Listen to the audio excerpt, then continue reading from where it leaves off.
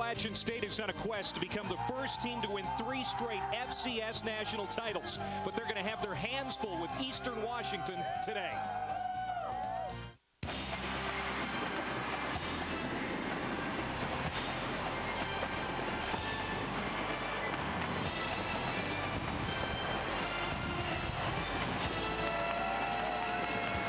We're in the high country of North Carolina for the Division I Football Championship Subdivision Quarterfinals. Today, it's the Eagles of Eastern Washington, fresh off an upset of 2-seed McNeese State, taking on the Mountaineers of Appalachian State, who have won their last 9 postseason games. Hi again, everybody. Welcome to Boone, North Carolina. Alongside my partner, Jim Hoffer, I'm Clay Matvick.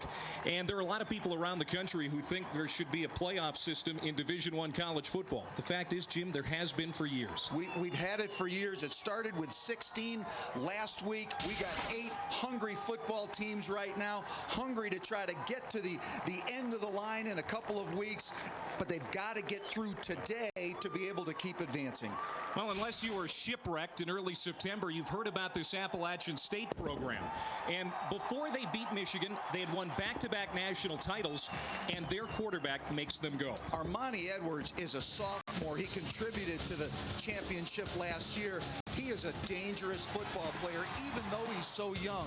He's a tremendous passer and runner. He's at over 1,000 yards in both categories. He can score, having contributed 25 touchdowns already to the success of the season. He's going to have to play big today. The Eagles of Eastern Washington are pretty proud of their quarterback as well, also a sophomore. Matt Nichols was the Big Sky Offensive Player of the Year. I mean, what does that tell you about the youth on both sides with quarterbacks that are playing absolutely fabulously? Matt Nichols is different. He's big. He's poised. He's been able to be a tremendous passer with over 3,500 yards so far this season in 12 games. I think the real key is 32 touchdowns versus 8 intercepts. He has shown how he can grow throughout the course of the season. Contrasting QBs, contrasting offensive styles. Can't wait to see this game. It could be a shootout. This is the first of 4 playoff games today in the FCS. The Eagles and the Mountaineers know it's make or break today. The kickoff of this quarterfinal is next. We're about set to go here in Boone, North Carolina. Jim Hoffer, Clay Matvick ready for this quarterfinal, and it should be explosive, especially offensively. And these two teams enjoying the beautiful weather of the high country here in North Carolina. Wow, 50 degrees on December 1st, not bad. I don't care where you're at in the country. This is a perfect day today, Clay. We've got great sunshine. We've got really comfortable temperatures. Looking at the streamers on both goalposts, they're just hanging straight down, so it doesn't look like wind is going to be a factor or a problem today.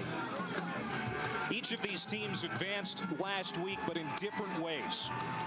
Appalachian State, the 2-time defending national champs, barely hung on to defeat James Madison here at home.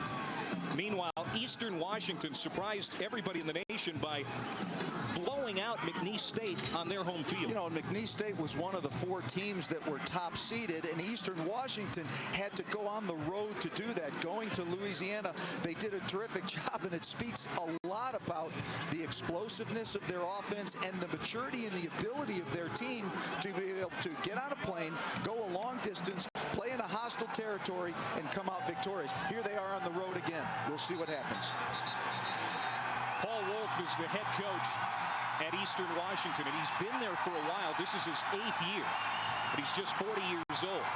He started there as a volunteer and got the head coaching job 8 seasons ago. His counterpart is Jerry Moore, and he has become a legend in the FCS division, and in large part because of what his program has done here this year. I mean, they beat mighty Michigan after that. Coach Moore and his coaching staff has done a terrific job in visiting with him yesterday. It's really neat to hear some of the coaches we talked to who have been here for a long time talk about this is the best it's ever been for them. It's a great place to live, a wonderful place to work. They feel like they got the best boss. I'm sure both coaching staffs feel like they have the best boss going in college football. Let's go. What a great college football atmosphere here in Boone, North Carolina. They call this place The Rock. It's Kid Brewer Stadium, and it is packed to the rafters today. Appalachian State is going to start with the football. Felipe Macias is going to kick off, and we are underway. Here comes Coco Hillary. He's got a head of steam across the 30 and driven down at about the 37-yard line, and that's where Appalachian State will go to work. Well, they obviously get to start out in great field position because of the terrific return. It was really a pretty good kick with a lot of hang time, but it kind of shows you Appalachian's return game is looking really good so far. I expect there's going to be a bunch of returns today from both teams. There's a look at Armani Edwards. Perhaps the greatest dual-threat quarterback in the history of the FCS. I don't know if that's an overstatement. I think that's pretty accurate. Well, you know, time will tell, obviously, as this guy eventually becomes a senior. But so far in his 2 seasons, he has played great. First pass complete to Hans Badishon. Let's take a look at the backs and receivers. Appalachian State, Devin Moore, Dexter Jackson, Badishon, Corman, and Cardwell. Of course, Kevin Richardson is their primary guy in the backfield, but he's banged up a little bit with an ankle injury. On the line, they are also very stout. Kerry Brown, the left guard, has NFL teams taking notice. Richardson doesn't get the start today, but he is available to play. This is a really smart move to at least get started with Devin Moore. Take it out to the left side. It's Devin Moore with a short run. Brian Jarrett made the tackle. The Eagles were #1 in total defense in the Big Sky this year. Defensive end Greg Peach is good for about a sack a game. The middle linebacker Jared Cool name, also a good football player. He's their leading tackler. And Jarrett, who just made that last stop, is the leader in the defensive backfield. He said after that win over McNeese State, Jim, we could run the table. We're that good. Well, to run the table, they got to get through today's meal. No doubt about it. Third down and 10. Edwards over the middle, has a receiver. It's Badishon again, trying to get first down yardage. Needed to get out to about the 47, but he stopped short over on that far sideline. It's a gain of 8. Looks like a punting situation here for App State. Nice little crossing route underneath with Edwards to Badishon, but a terrific job in pursuit. Look at 5 different red helmets around the receiver. By keeping him in front of them, they got a chance to break forward. They did a terrific job in this drive. Back in punt formation here is Neil Young. To return is Shane Eller, the team's main punt return guy for Eastern Washington. At the 20, he lets it bounce at the 29. And that's where Eastern Washington will get their first possession here today.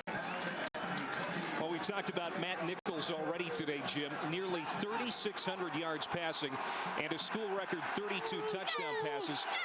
You also mentioned against just 8 interceptions, but it wasn't always the case for Nichols in that regard. It was the other way around last year. It was flipped the other way around. 17 intercepts versus 8 touchdown passes. And so you can see the kind of growth that Matt has had in a year's time, and playing in those 10 games last year certainly contributed. His first pass is caught and then dropped out at about the 31-yard line. That was Shane Eller who had it and then lost it. There's a lot of quick rhythm throw to this offensive plan.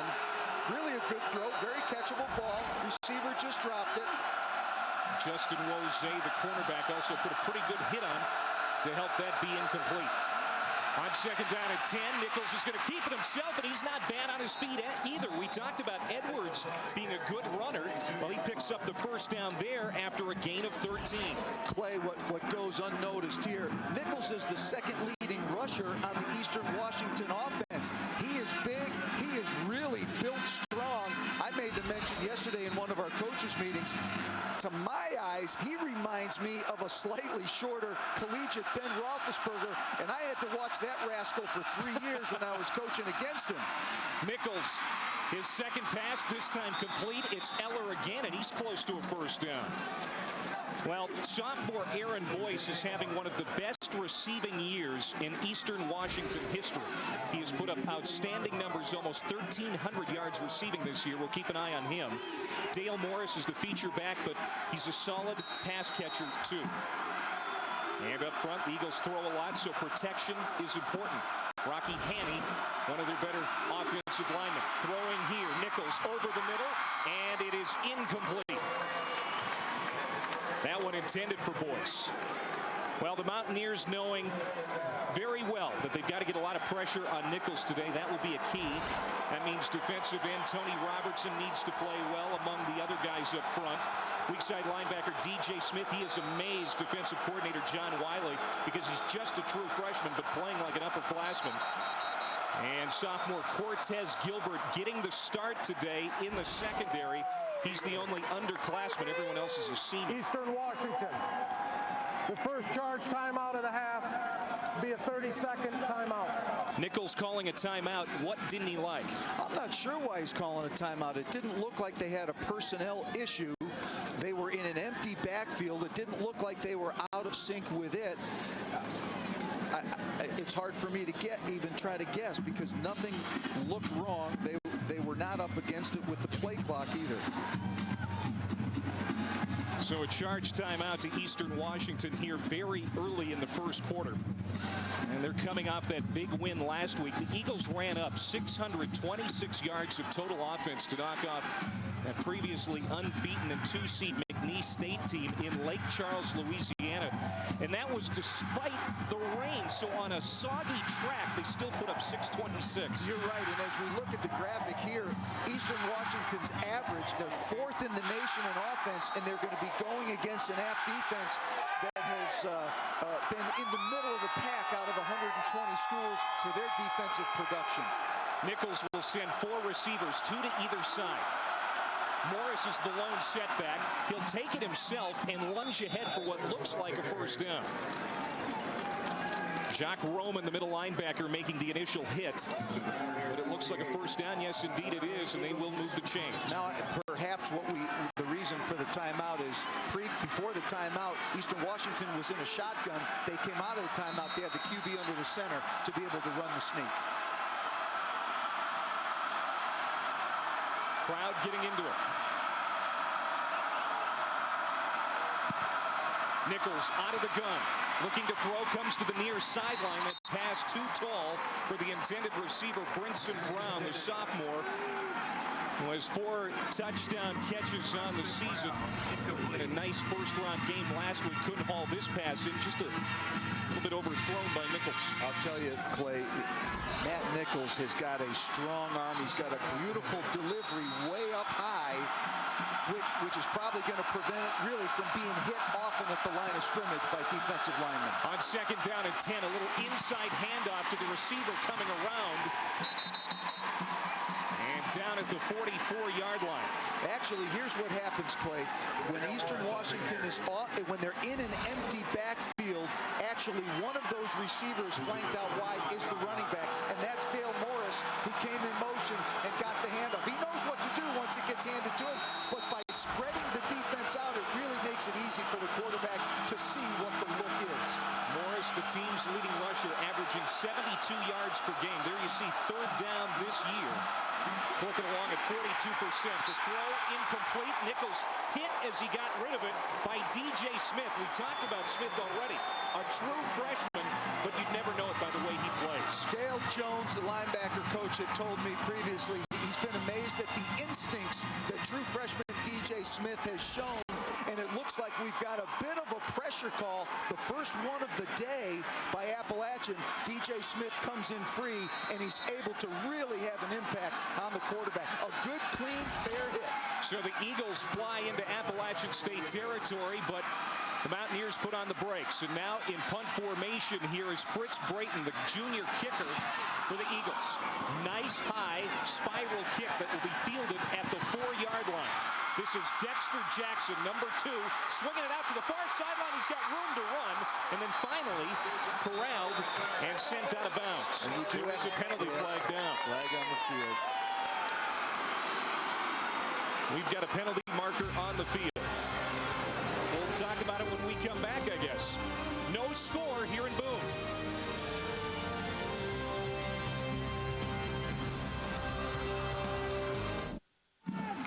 The penalty was for a block in the back. Now Appalachian State moving the football.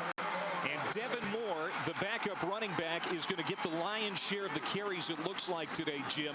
Kevin Richardson, the greatest running back perhaps in ASU history, banged up a little bit with an ankle injury. Well, what's going to happen is whatever Kevin Richardson used to get in his games is probably now going to get distributed out. Devin Moore, Armani Edwards, any of the receivers that are going to come in motion for any of the wide receiver sweeps that are used, and if there's a few more passes, that's how App's got to make up the difference with Kevin Richardson not being able to go. On 2nd and 6, a little inside look to Devin Moore there, the team's 4th leading rusher. And that tells you something about this offense. If he's the 4th leading rusher and he's going to be the feature back today, gives you an idea of what Richardson's done this year, Armani Edwards has done this year, and even some of those receivers who will run the football as well. And it's all part and parcel of the spread offense that people use across the country. And there's different variations, but you get everybody involved in run game, including the wide receivers. App State 0 for 1 on 3rd down conversions today. Edwards over the middle, has a receiver, it's caught. Coco Hillary down at the 30-yard line of Eastern Washington. For both defenses today, Clay, it really becomes a matter of pick your poison because both teams can throw it well. Both teams have weapons in which they can run the football, and it's how can you try to take the least amount of poison if you're on defense. Terrific throw and catch down the middle of the field. Hillary with a gain of 38. And now App State is moving the football in business. This offense runs through Armani Edwards, and there he takes it himself down at about the 25-yard line. That is Sean Powell, the defensive tackle who made the stop. It'll bring up 2nd down and 6. And you take a look at the offensive numbers here for Appalachian State. 5th in the nation in total offense. Well, they're 2 yards behind in the national statistics to Eastern Washington's offense. So you know we've got 2 prolific offenses in this game.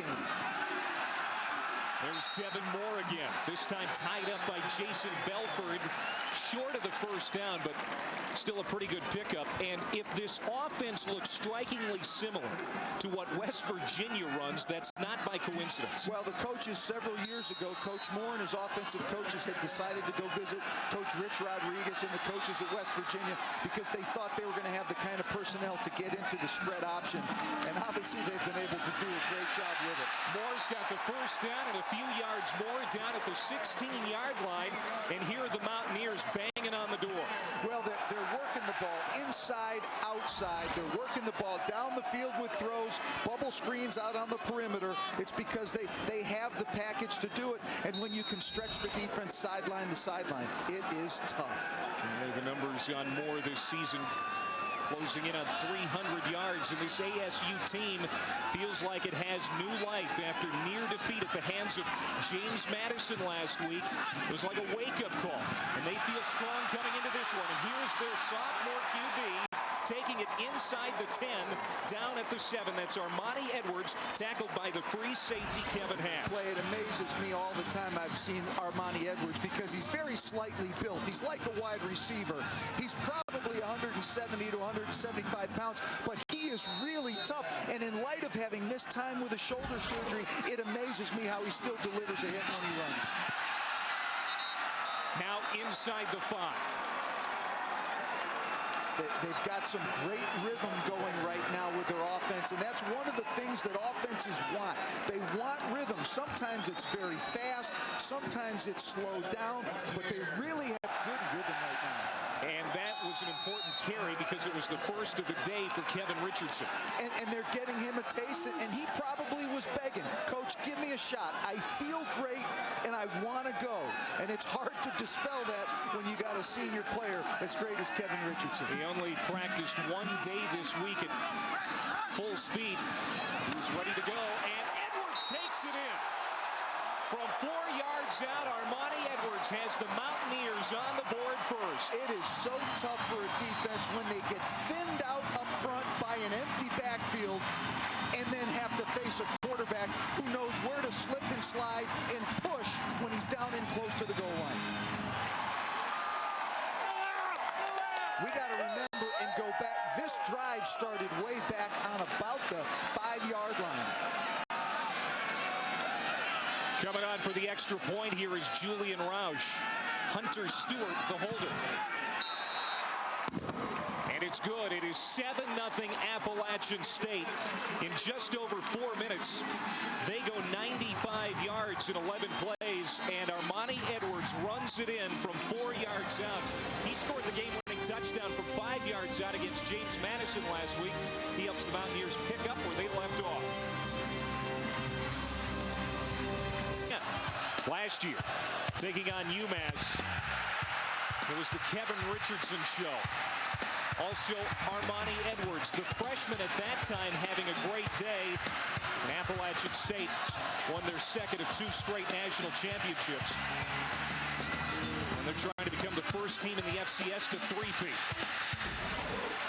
Eastern Washington going to get the football back here at the 26-yard line. And Matt Nichols will bring the offensive unit back out. Nice job by the coverage team in spite of the fact that it was a low kick. I think the fact that it hit the ground and bounced probably helped that coverage team, because usually low balls are going to come out for a pretty good return. Last week against McNeese State, Nichols 34 of 44, 434 through the air and a couple of touchdowns. Nichols so far passing today 1 of 5. It's been a cool start for the Eagles sophomore quarterback. Out of the gun again, steps up at the 21-yard line, cocks his arm, fires over the middle. It's caught at the 29, and the receiver is quickly pulled down. Titus Howard, the nickel cornerback, is quick to make the tackle. It looks like there's really good protection in front of Nichols, and that will ultimately be tough for Appalachian if Nichols is going to have that kind of time. But he also was facing excellent coverage and had to go to a second and a third look. On second down, it's Morris finding a seam on the near side, and he squeaks out to close to the 40-yard line before DJ Smith finally tracked him down. The last play we saw Morris catch a pass. This one we see him run, and he's pretty shifty. I'm telling you, he looks on Eastern Washington's offense. He looks very similar to Devin Moore on Appalachian's offense. They are shifty. They are tough. They get their hips squared upfield once they can hit it. One averages 4.5 yards a carry. Dale Morris averages 4.7. First down after the gain of 9. The pass again to Morris. Makes the catch out over the 45 to the 46. Quickly wrapped up by the weak side linebacker. It's Smith again. But Morris, if that name kind of rings a bell, especially up in the Northwest, he is the brother of Seattle Seahawks running back Maurice Morris. What's interesting is that they are originally from Chester, South Carolina, which is not all. It's a lot closer from Chester to here than it is all the way out to Cheney, Washington, and he's got a bunch of family and friends here. Yeah, they're packed in here somewhere. They are the minority, however. This is a partial Appalachian State crowd as Matt Nichols scrambles out and picks up another first down. I've been impressed with Nichols on his feet so far today. Absolutely. When you look at him, he's a big man, and he is heavily muscled, even for a young guy, but man, can he move, and he makes good decisions hitting the deck on that play, because he's probably going to have more of those as the game goes along. He probably won't run as much as Edwards, though. No, I don't think so. Their handoff, very little gain here. Maybe a yard. DJ Smith has been kept busy. That run from A.J. Jimerson. He is the backup tailback, the 4th leading rusher on this Eagles team. Also a pretty dependable pass catcher. In this offense, everybody's got to catch passes. Well, everybody in the backfield has to be able to catch, and everybody who's out on the flank as a receiver has to be able to carry the ball on the wide receiver sweeps, too. Jimerson goes in motion to the right side, sets up in the slot. Nichols wants to throw, pressured. He's going to run again. Still on his feet, inside the 45-yard line, down close to the 43. The bandit linebacker, Pierre Banks, made the stop, but it's a gain of 6. Close to another first down. It's going to bring up 3rd and about 2. Great movement up the field by Appalachian's defensive ends, but it allowed Nichols to be able to step up, and usually when guys have poise and they see green, that means go. So so he made some real positive yardage on that. We'll call it 3rd down and 3. Crowd again being heard from. Now, it looked like there was some movement on that right side. Flags are down. The pass is caught inside the 40-yard line, down at close to the 37. But again, there is a penalty flag down. Our referee today, Tony Marcella. This is a Colonial Athletic Conference crew.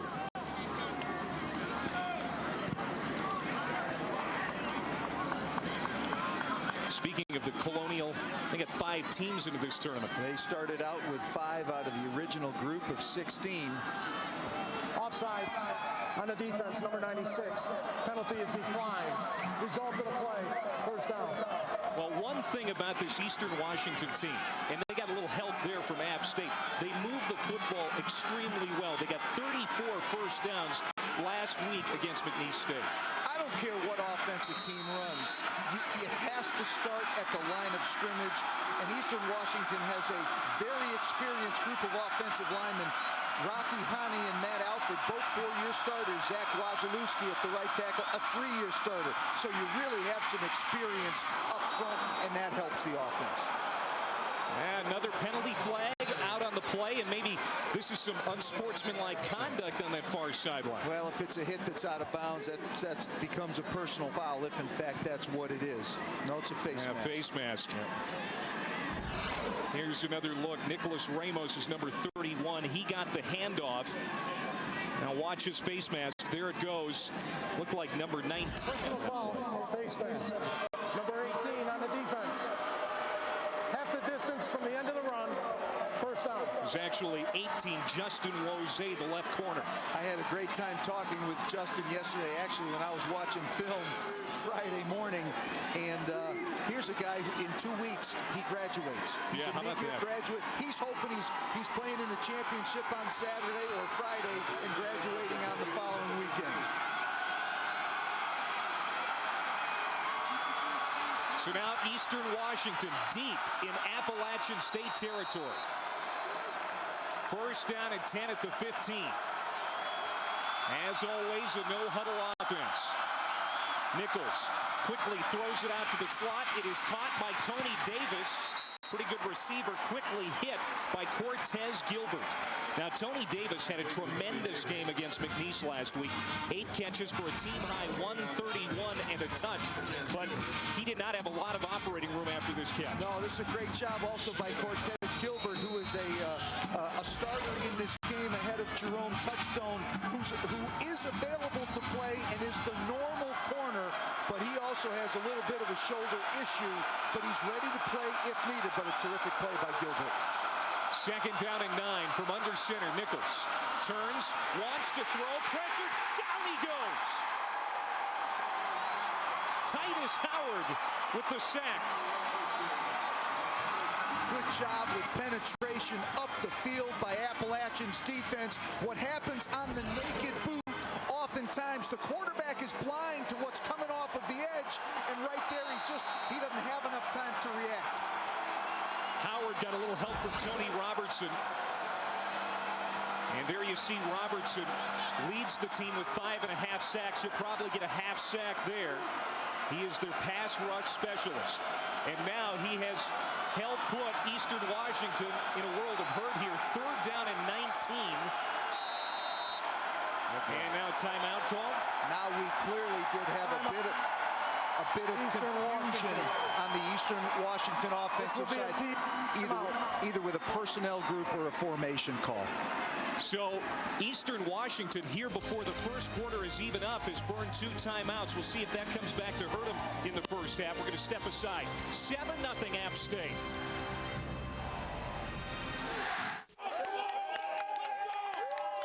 Nothing Appalachian State.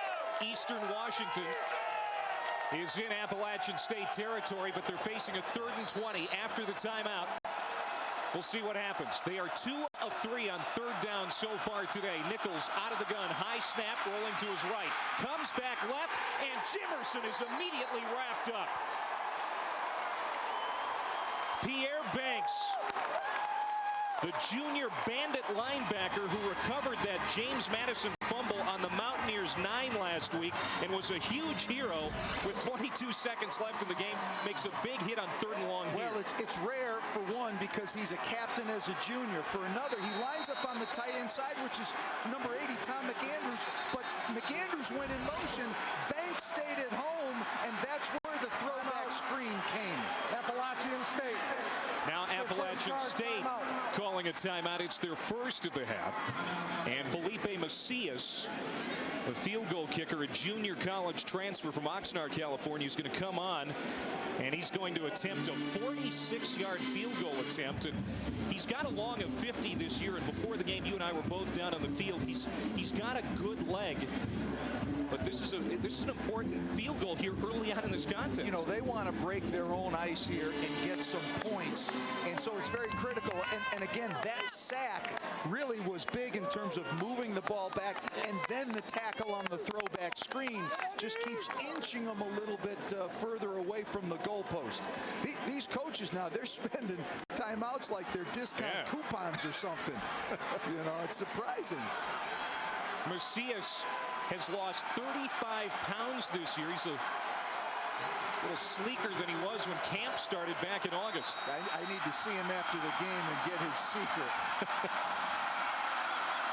From 46 yards out of the hold of Alex Smart. That was partially blocked. As you watch the umpire give his hand signal, that was partially blocked. And it's not uncommon to see Appalachian State block kicks. Everyone remembers what Lynch did in the Big House earlier this season to seal that win.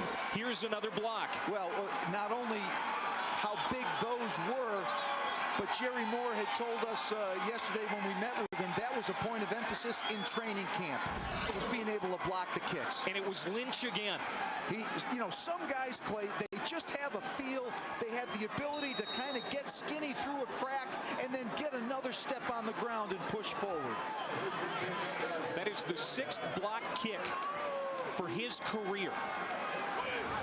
Unbelievable. Armani Edwards handing off. This is Kevin Richardson on a bum ankle, but I'll tell you what, he looked pretty quick getting to the outside. He looked very smooth. He came in motion, which is really a smart call by Scott Satterfield, the offensive coordinator, to get Richardson in motion on the snap rather than to come out of a snap. You see him a perfect mesh with the quarterback and with the shotgun snap to the quarterback to hit it just right. A gain of 7 for Richardson. Edwards will play fake. Now he's going to take it himself. He's got first down yardage, a little shimmy shake, and he's out to the 45-yard line. And the Apps will move the chains one more time. I know I told you before we came on the air that Edwards is like a cobra. He can slip and slide and cut, and he's so subtle with his upper body movements, but all he does is make yards and move forward and squeeze the ball. He does a great job with his ball security in the high traffic area. After that 9-yard gain, he's already got 30 yards rushing and a touchdown. He'll hand off this time. Nowhere to go for Devin Moore. And what the coaching staff told us, Jim, this week is that if Richardson is not at 100%, and he obviously isn't because he didn't start, they really don't feel that there's a drop-off with Moore. So we're going to probably see a lot of him today. And we should, and that's the luxury, the riches that they have at Appalachian with their depth on offense. Well, that's the end of the first quarter, and it was entertaining. Both teams moved the ball pretty well. With that said, Eastern Washington unable to capitalize as they had a big third down situation where they were sacked and they had a field goal block. We've probably seen more running than passing that we expected. A lot of game to be played yet in this championship quarterfinal here in Boone. Jim Hoffer, Clay Matvick ready to go here for the second quarter. Appalachian State on top 7-0. We're in Boone, North Carolina. This is where Daniel Boone is from, and hence the name. And of course, Appalachian State founded in 1899, 15,000 students. This is a great place. It's a beautiful setting. Besides the college football setting we have today, this is a beautiful little burg tucked into a valley with mountains all around. The views from where we are awesome. It's been an offensive game so far. Appalachian State had the advantage in that first quarter. Eastern Washington could have put points on the board, but they had a field goal block. There's Almani Edwards breaking loose again. Kevin Hatch, the free safety, finally herded him out of bounds. But Armani Edwards is a big play guy. He is scary. He can break loose at any time. Well, it all comes down in many ways to his good decision-making as well as what's happening up front. When a guy like him can get to the edge of the defense because the protection up front or the perimeter blocking is good, good things will happen for this offense. A gain of 8 for Edwards. Looking for the play from Jerry Moore and the sideline. Scott Satterfield, the quarterback's coach, for all intents and purposes, is the offensive coordinator. Edwards will hand off to Moore, and he's got enough for the first down. It's interesting what no-huddle offenses do, and so many more of them do this. They give a fake cadence to be able to see if the defense is about to move into a stunt. Appalachian saw some defensive movement on that last play, and that helps the coaches send a play in from the sidelines. Boy, a terrific job on catching a shotgun snap just off to the right of the quarterback. Great job by the quarterback catching it. And a good cutback for Moore. He picks up 4 yards. First down and 10 at the 41 of Eastern Washington. Play fake. Going deep downfield is Edwards. Has a man. Caught. Touchdown. Holy cow, what a catch for Dexter Jackson. 41-yard touchdown play, and Appalachian State has scored again. Well, Appalachian was able to catch Eastern Washington in single coverage, and they also had maximum protection using a tight end as well as the back in the backfield. So it was really easy pickings with a fast receiver. You see the back stepping up for protection, the tight end on the left-hand side of the screen, number 84. Jackson with great speed getting behind Kevin Hatch. On for the extra point now is Roush. And everyone will remember Dexter Jackson. He was the guy who had his face sprayed all over Sports Illustrated after that Michigan upset. Here he gets a touchdown. Appalachian State leads it now 14-0 after a 95-yard touchdown drive, Jim, on their first score, which, by the way, was their longest drive of the year. This one, 71 yards. Well, they've got it going right now on offense. Whether it means they've got certain things figured out by the Eastern Washington defense or not remains to be seen as the game goes along, but a great drive. Now, the winner of this game will play either Wofford or Richmond in the semifinals. Right now, Appalachian State looking good. You know, we can't legally claim if you eat Bojangles chicken and biscuits, you'll become a defensive coordinator's worst nightmare. Box play 71 yards. Dexter Jackson with his 6th receiving touchdown of the year. It was a 41-yard pass from Armani Edwards, and we've been impressed by his running already today, but that was a beautiful throw as well. It actually was slightly underthrown, but Jackson had such a lead behind Kevin Hatch, the free safety, he was still able to come back and make the catch. On this return, it's Nicholas Ramos and Eastern Washington needing good field position to get back in this one, and they're going to have it. To the 30, to the 20, and finally pushed out of bounds inside the 15-yard line. They're going to say he's out at the 14, but what a return for Nicholas Ramos. Finally, Josh Smith caught up with him, but Ramos, who's averaging 17 yards per return, rips off a huge run back this one. Beautiful job right here because he gets hit from the side, but he stays on his feet. He's got great speed to get up the sidelines. There's good hustle on the pursuit side, but that is a great return and maybe the jump start that Eastern Washington's been looking for because they just got to get their first score to get back into this game. 86 yards on that return for Ramos.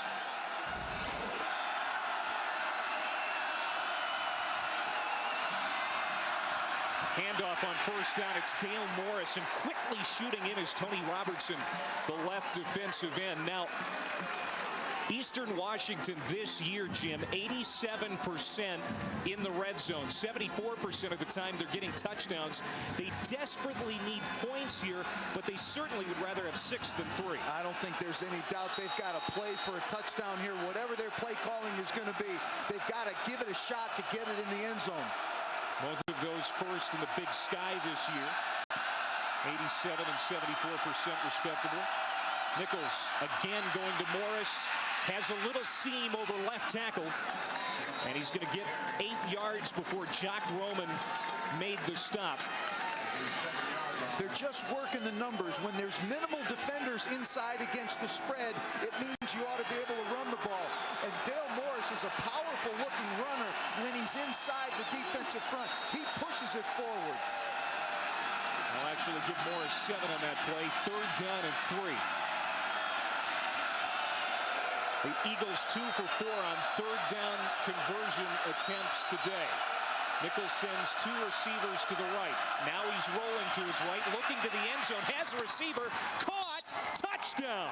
Aaron Boyce doing a beautiful comeback to the football and makes the touchdown grab. He had great body position on Cortez Gilbert, as well as a size advantage, and he just kind of held him off with his backside like he was a rebounder trying to get ready to grab the ball off the rim. Great job. Great pass on the move by the quarterback. You can see it really accurate, way up high for only the receiver's hands to catch it. Well, he has become Nichols' go-to wideout. That is his 10th touchdown catch of the year, and Macias bangs home the extra point, and boy, is that what the Eagles needed. They're back in this football game. Goes all the way back to special teams play. When you go back, a field goal gets blocked, that's a special teams big play. Now Eastern Washington comes right back. 3 plays, only have to span 14 yards, but it all got set up by the 86-yard kickoff return. Let's see a smile. Even when there's good stuff happening in the game, you want to see somebody put a smile on their face. Well, Paul Wolf, in his 15th year at Eastern Washington, we talked about him. He's only 40 years old. So, but he's been there a long time. He is a seasoned veteran as far as head coaches go. He certainly had a big impact on the recent history of Eastern Washington football, both as an assistant coach, then as an offensive coordinator, tutoring offensive linemen, and then now as the head coach. They've had great success in the playoffs under his tutelage. You know what I thought was funny is when we talked to him this week, we asked him, hey, Coach, did you pull out the Michigan game as far as, you know, a chance to scout Appalachian State? He goes, heck no, I have not even seen that game yet. What for? So much has changed since then. Well, it's 2 things. A lot has changed because that was early in the season, but the other thing, what Michigan does on offense and defense against Appalachian has less relevance to what Eastern Washington.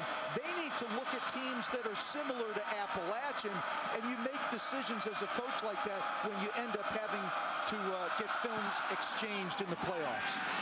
Because you don't have time to look at all 12. Coco Hillary starting the return. He's tipped over at the 21-yard line, and that's where Appalachian State will go to work. The first 3 possessions for Appalachian State today, well, they started on their own 36, went 3 and out, but since then a couple of touchdowns. They've been able to stay on the field, sustain their drives, move the chains, finish with touchdowns. 1 long, 1 short. Now, going back to what we were talking about as far as scouting, both of these teams have a common opponent this year, Northern Arizona, and both of these teams got wins against the Lumberjacks. ASU back in September, Eastern Washington a few weeks ago. Again, really not a lot of relevance as far as using that as a scouting tool. No, the only thing it does tell each school is how did each one of the teams in our game today match up against Northern Arizona personnel-wise? Did we both handle them? Did somebody struggle in blocking or tackling? That's about the only relevance. Not so much the schemes that Northern shows, but how did each team match up personnel-wise? Now, Appalachian State, of course, the big shocking win in the season opener at the Big House against the Wolverines. But they do have a couple of losses this season. Wofford and Georgia Southern both got wins against the Mountaineers. In fact, Georgia Southern got a win here in Boone. Edwards wants to throw on 2nd down and connects with Hillary. He's got enough for the 1st down and more. On his feet, out over the 40-yard line and knocked out at the 43 by Kevin Hatch. Well, we've seen poise by both quarterbacks, both sophomore quarterbacks in this game. Here comes a zone blitz, and there's an open opening in the middle of the field. Edwards knows he's going to take a shot, but he holds on as long as he can until Hillary can get into that void in the defense. Then it's on Hillary to do the rest. But great poise by Armani Edwards, beating that pressure. When you do that, it makes the defensive signal caller decide how many more times can we do this if we can't arrive and disrupt the QB. After that 18-yard pass play, Edwards now over 100 yards passing on the day, and he is a perfect 5 for 5. He's going to run it here and find a little room on that far sideline. But he is just fun to watch, in part because you don't know what he's going to do. That's part of the joy of watching him. He's such a dual threat. If you were to take him and put him in Oregon's uniforms, he would look just like Dennis Dixon, who was playing so well for Oregon before he got hurt. So he passes on that last throw for 18. Here, runs for 13. And that's the dual threat that he presents to any defense that keeps defensive coordinators up during the course of their weeks of preparation. Now a little inside handoff to Devin Moore, who was running in motion, but this time Eastern Washington snuffs it out. And again, leading the charge, Kevin Hatch. Great job by Kevin Hatch, coming out of the sky to be a support player on the near sideline, or the sideline right in front of the Eastern Washington bench, to get that thing stopped before it built up a head of steam. Now, what Eastern Washington did last week, Jim, that was so important in that game against McNeese is they forced McNeese State out of their comfort zone. They had to throw a lot more than they were used to. Certainly that's what they would like to do here with Edwards, get him out of his comfort zone, but when he's a dual threat, that's really hard to do. Right, and so far they haven't. And now a little reverse play here. And again, nothing doing. And Jared Kuhl, the middle linebacker, made the stop on Coco Hillary. Terrific redirection by the Eastern Washington defense right here on the reverse. And when you start to see all these red hats showing up in the frame, in the picture right there, it shows great pursuit, great change of direction by the defenders, great heart to get the ball carrier on the ground. Well, Eastern Washington has done a pretty good job forcing Appalachian State into third downs. Here's a 3rd and 11 situation, but the Mountaineers have been pretty good with that statistic so far today. Yeah, this is a longer 3rd down than what they have faced earlier. Edwards trying to run for it, nowhere to go, well short of the 1st down, and App State will have to punt. That ball came loose, but it was going to be ruled down. That's a big stop for Eastern Washington's defense. Well deserved also. You can see really good protection, and Edwards flushes perhaps a little faster than he should have because he's got confidence in his running ability. But again, terrific reaction by the Eastern Washington Eagles defense to get that play stopped before it gets started. Shane Eller, the return man, standing at his own 10-yard line. Neil Young to kick. Gets it away. It's an end-over-end kick, and calling for the fair catch is Eller. And it's not going to be great field position here for the Eagles to start. 9:17 to go here in the first half. 14-7 Appalachian State after that 26-yard punt.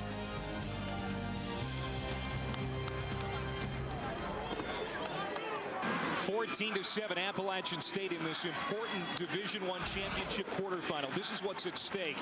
The winner of this game will play either Wofford or Richmond. That game will kick off at 7 o'clock Eastern time tonight. What's really big, obviously both teams here today want to be able to advance, but as you look at that bracket, Wofford was one of the 2 teams to give Appalachian a defeat earlier in the season after they'd beaten Michigan. I would think Appalachian would love a rematch. On 1st down, a seam and a big hole for the running back. Dale Morris spinning and backing his way close to the 30-yard line, a gain of 16 before Justin Woze finally tracked him down, but there has been a momentum shift in this game. Dale Morris is really an impressive running back. You see him stick his foot in the ground and get up the field after the handoff, but he's strong and powerful, and he is not going to go down on the first hit. We're past the 9-minute mark now. 5 carries, 33 yards for Dale Morris. He gives Eastern Washington a 1st down and 10. Now they'll go back to A.J. Jimerson trying to swing it out to that left side. And very little running room this time. Roman with the tackle. First 3 possessions for Eastern Washington. Certainly not as good for as Appalachian State. They punted after an 8-play drive stalled. Then they had a field goal block. But the third series, of course, set up because of the kick return. So it was a short field position for Eastern Washington's offense. For their own sake, what they want to do is sustain this drive, move it down the field, and finish it with a touchdown. That'll really give them a confidence boost.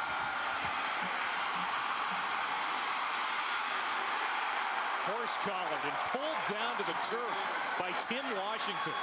Tim Washington getting the start inside at the defensive tackle spot today. And this just shows you how strong he is, 6'3", 265. Well, we're also seeing both teams have run reverses in the first half of this game. To me, that shows the respect that each offense has for the defensive speed of the opponent. And they're trying to run these counter plays to take advantage of the initial speed of the defenses. He just manhandled Tony Davis on that last play. It's going to bring up 3rd down and 8.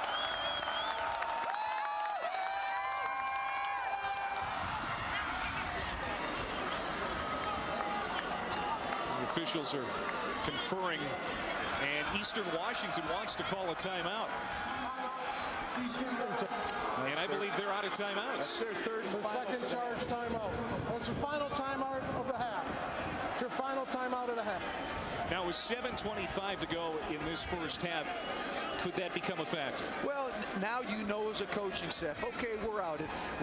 If we get one more possession after this drive, then what we have to be smart about is any of our passing game needs to give us a chance to get out of bounds if we're dealing with that issue as we get close to the end of the half. The one benefit, of course, that the Eagles would have is that they run no huddle anyway. That's right. They run no huddle. But what they're going to have to do is they won't be able to stop the clock otherwise with first downs or out of bounds. The numbers on Nichols today, 7 of 11 for 30 yards and that touchdown pass to Aaron Boyce. It's the kind of completion percentage we'd expect. He's a almost 65% pass completion passer. To me, it's the yardage is what's down because most of his passes today have been shallow, underneath, bubble screen type, quick screen throws rather than down the field. Big 3rd down and 8 coming up. They're 3 of 5 on 3rd downs today. Nichols, little pitch. Here comes Dale Morris trying to get to that first down marker, and I don't know if he got it. It is going to be close, at least from our angle. Corey Lynch ran him out of bounds. And we'll see if Morris got enough for the first down. Corey Lynch filled on this play the same way that Kevin Hatch for Eastern Washington filled in the last series against Appalachian. You see Lynch come right into the screen there. Doesn't get a tackle, but he shoves him out of bounds. And he got it. And I think it was the fact that Lynch could not get his head across the bow of the runner that allowed the runner to get the extra yards up the sidelines for the first team. Offensive coordinator Todd Sturdy in his first year working with this Eastern Washington offense. He said there is no intimidation factor here today for our guys. Going back to Dale Morris. And he's got some room. To the 40. Stiff arm and pulled down at the 35 by Wose. But Morris breaking loose for a big one there. That is a gain of 24. Terrific burst by Morris, and as he goes up the sidelines, he's hunting for Justin Wose. You watch him make the cut, and he sees Wose coming into the picture. He leans back into him. That's how physical he wants to play. Also a good tackle by Wose, a physical tackle, taking the running back down. 7 carries now for 65 yards for Dale Morris.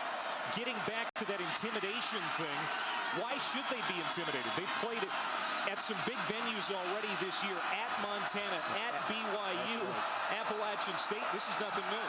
It's interesting in talking with the coaches yesterday, and they are right when they say, listen, we focus on us. We'll travel. We go to McNeese. We've gone to BYU. We've gone to Montana, rivalry kind of game. We just got to focus on us, our plan, our readiness. Montana team has won at least a share of the Big Sky every year since 1998, but they're out. Wofford took care of them last week.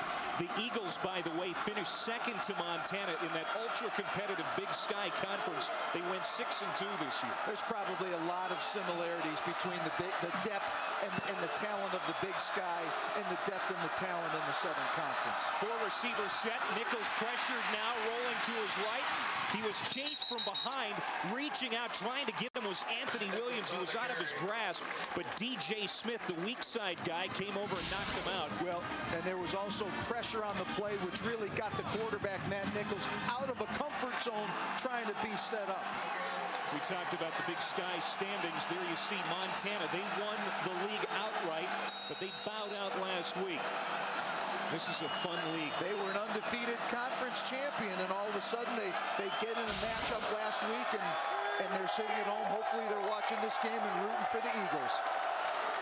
4 for 6 on third downs today is Eastern Washington. They've already converted once on this drive. High snap. Nichols gathers it in, throws it short, caught by the tight end, Tom McAndrews. And they make something out of nothing, but that wasn't pretty. Matt Nichols did a tremendous job with a high, hot shotgun snap of double catching it, so to speak, and then being able to turn it into a completion. It just shows you how mature and how able the quarterback is to turn a decent play from a bad one. So it sets up 4th down and 4, and Eastern Washington is in a posture as if they're going to go for it here. Oh, I think this is a great call. You're on the 20, you're in between the 28 and the 29-yard line, maybe a little strong for a field goal attempt, and you know you're going to need touchdowns to be able to win this game. 7 of 11 this season on 4th down, and they're going to convert here inside the 5. Beautiful play. The tight end, Nathan Overbay, with the catch. Great job with counter action off of play action, obviously, in the backfield, and sneaking a tight end deep behind a tight end who's shallow. Good look, great poise by the quarterback.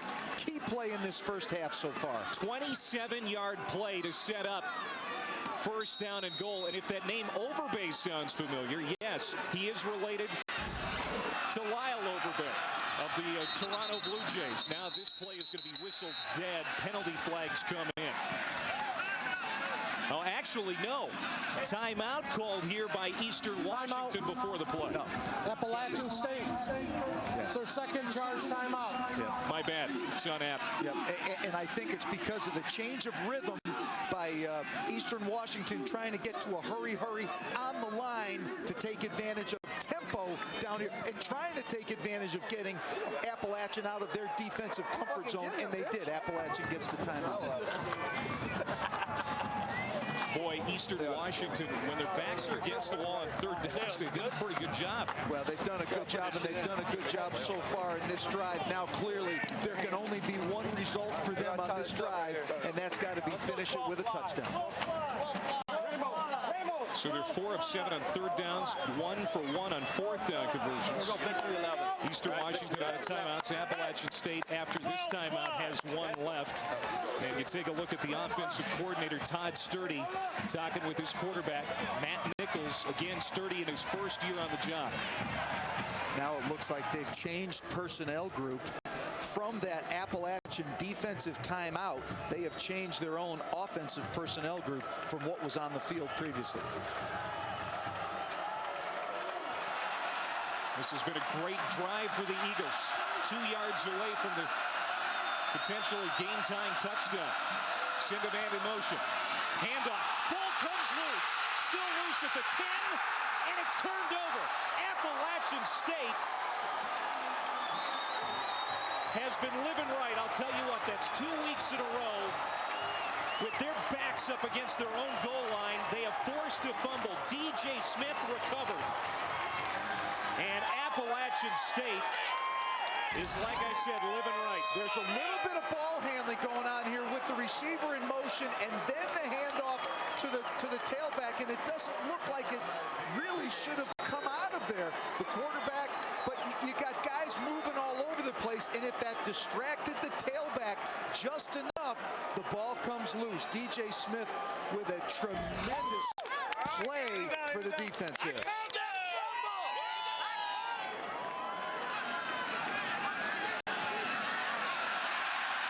Almost first down yardage on that run.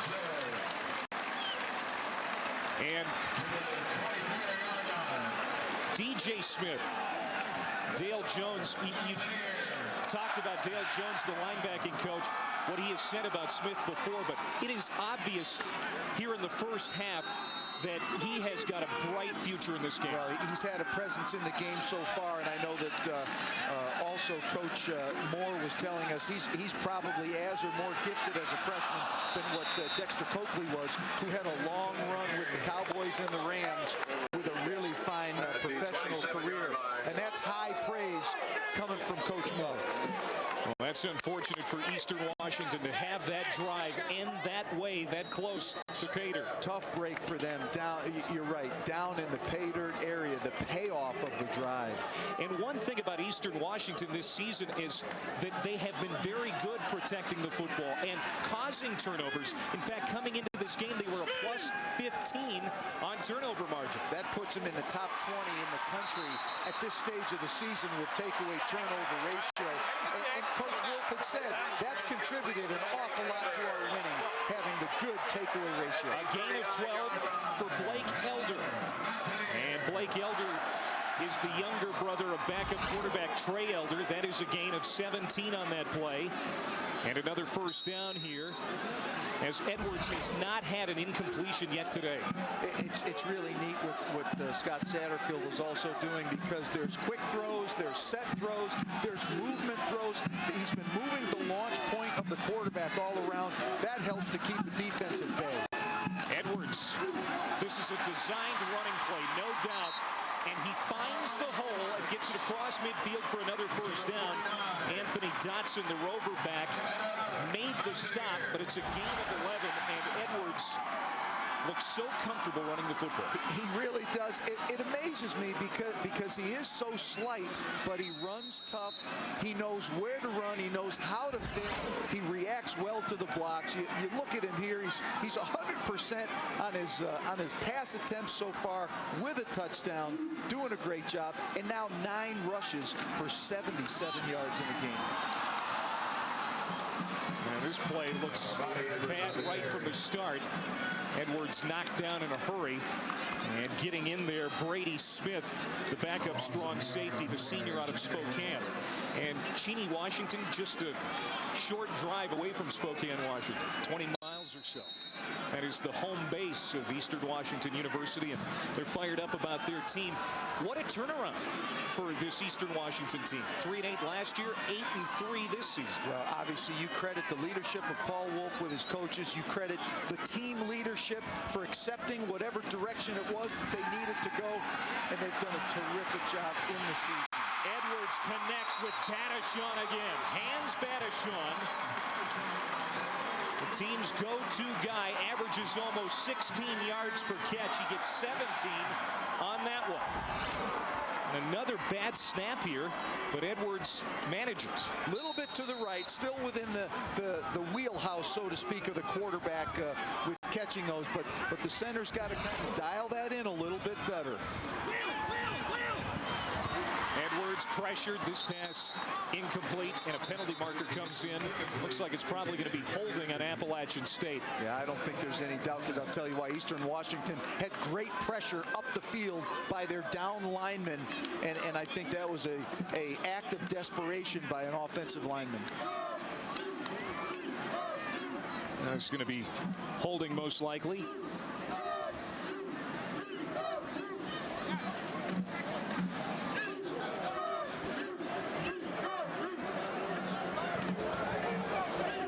Holding.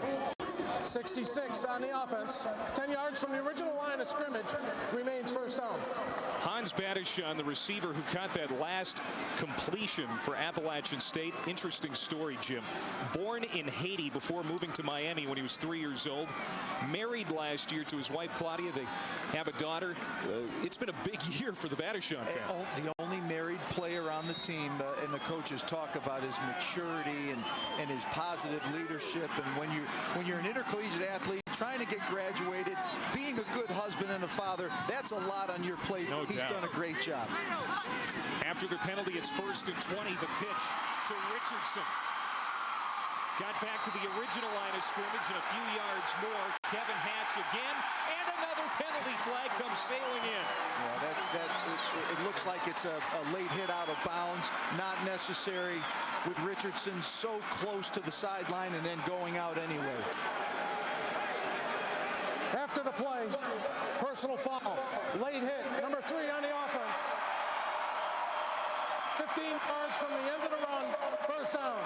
I think he meant number 3 on the defense, and that's Ryan Kelly, the right cornerback.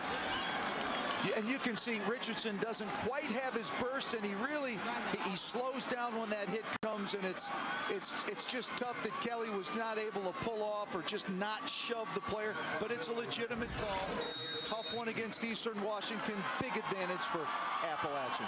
See the penalty yards. It's been a rougher day for Appalachian State in that regard. That's the first on the Eagles so far today. Just obviously comes at a really bad time for him. Now 1st down at 10 at the 19. Back in the red zone are the Mountaineers. A pitch out. Here's Devin Moore. Has room inside the 10. Bangs his way inside the 5. Touchdown. But there is laundry on the field one more time, and this could come back.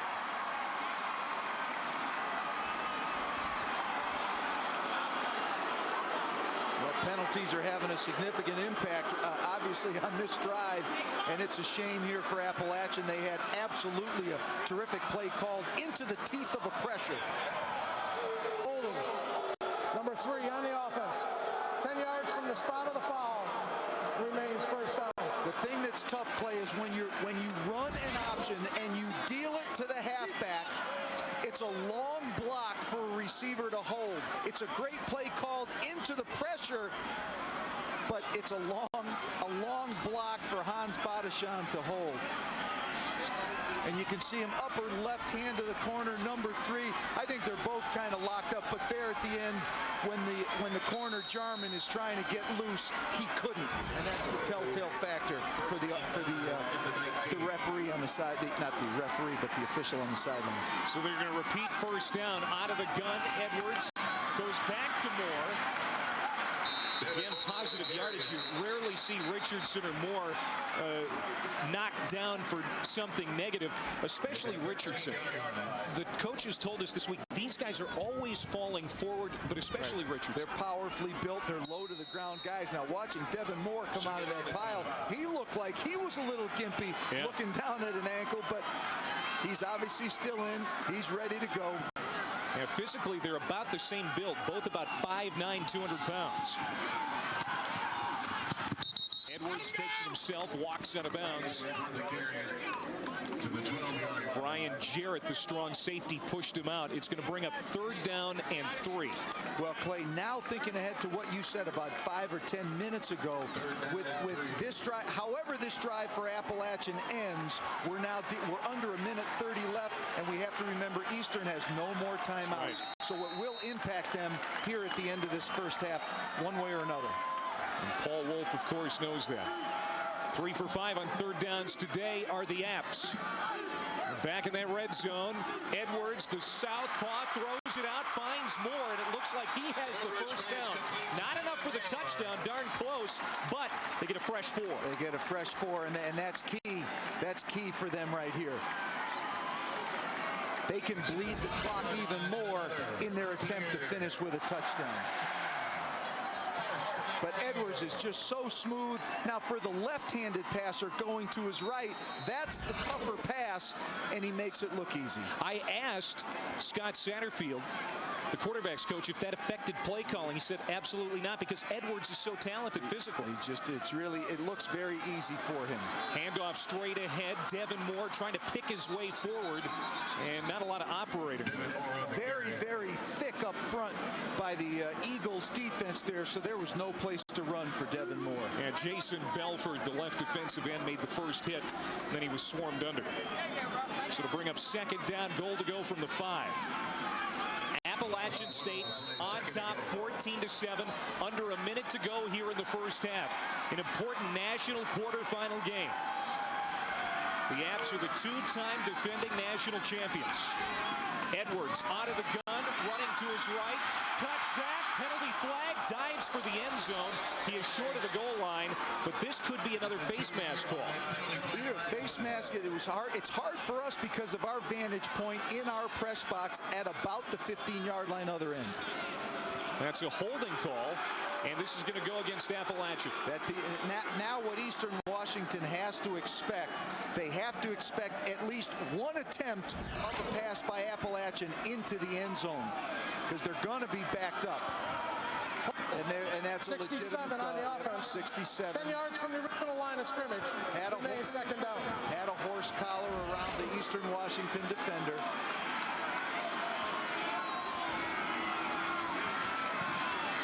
The penalty situation this year, they're already up around their average, and that's tough. They're at their game average, and we're still in the first half. So now second down and 15. Clock moving again.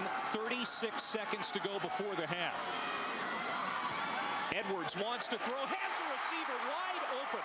How did Hans Badishon get that open? Just a little bit of play action, which had to have drawn a safety out of position just enough.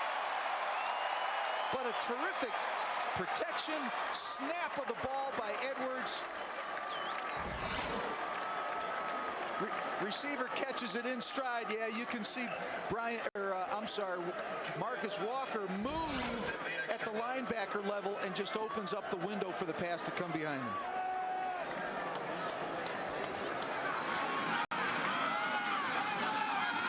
Extra point, Neil Young. That caps a 13-play, 71-yard drive in 4 minutes and 20 seconds. Hans Badishon with his 7th receiving touchdown of the year. A pretty pass from 15 yards away from Armani Edwards. And just before the half, ASU has taken a 2-touchdown lead.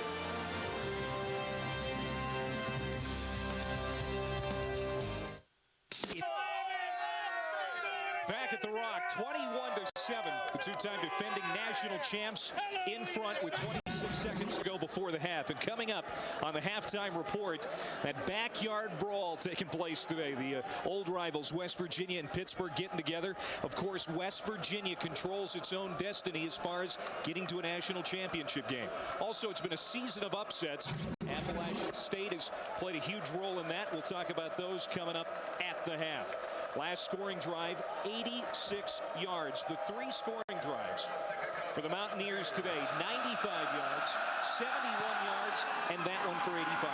And they had to overcome 2 penalties, holding penalties of their own to be able to get in the end zone. Yeah, they have not done themselves any favors, but it just shows you how potent that offense is. And they've overcome their own errors. Edwards today has not thrown an incompletion. He is 9 for 9 for 154 and 2 touchdowns. And then rushing the football, 12 carries, 78 yards and a touchdown.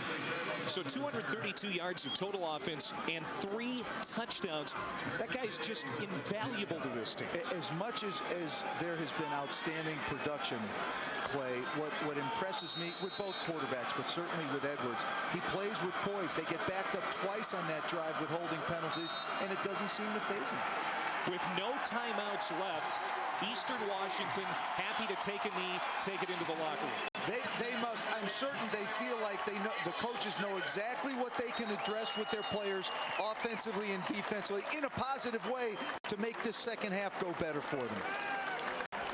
So Appalachian State with a 21-7 lead at the half, and boy, it was impressive for the Mountaineers, especially Armani Edwards. 2 touchdowns, passing, 1 rushing, 232 yards of total offense. And Appalachian State looking good after the first half. And Jerry Moore, the head coach for Appalachian State, down on the field, joins us now. And, Coach, your initial reaction to the play of your team in that first half? Well, we played hard. They played hard. Both teams are. They had a big big mistake down here on the goal line. We haven't been tackling very well, and we're moving the ball well, which is two good football clubs. Coach, as you go in at halftime, anything you share either with your offense or your defense that you like or don't like, or what can we do better in the second half? Well, we've had some critical penalties, number one, and we haven't been tackling well. We've talked about that all week. Got to get that straightened out. Got to keep playing hard, because they'll have a great. They didn't just accidentally get here. They got here by fighting their way into it, and this second half is the season for them and for us too. So we got to play well this second half. All right, Coach, thank you very much. Good luck in the second half. Head coach Jerry Moore in his 19th year. And what a job he has done with this program over the last 2 decades, and his two-time defending champs in front at the half, 21-7. We've got a lot coming up on the halftime. Stick around. We're back in Boone in just a bit after this timeout.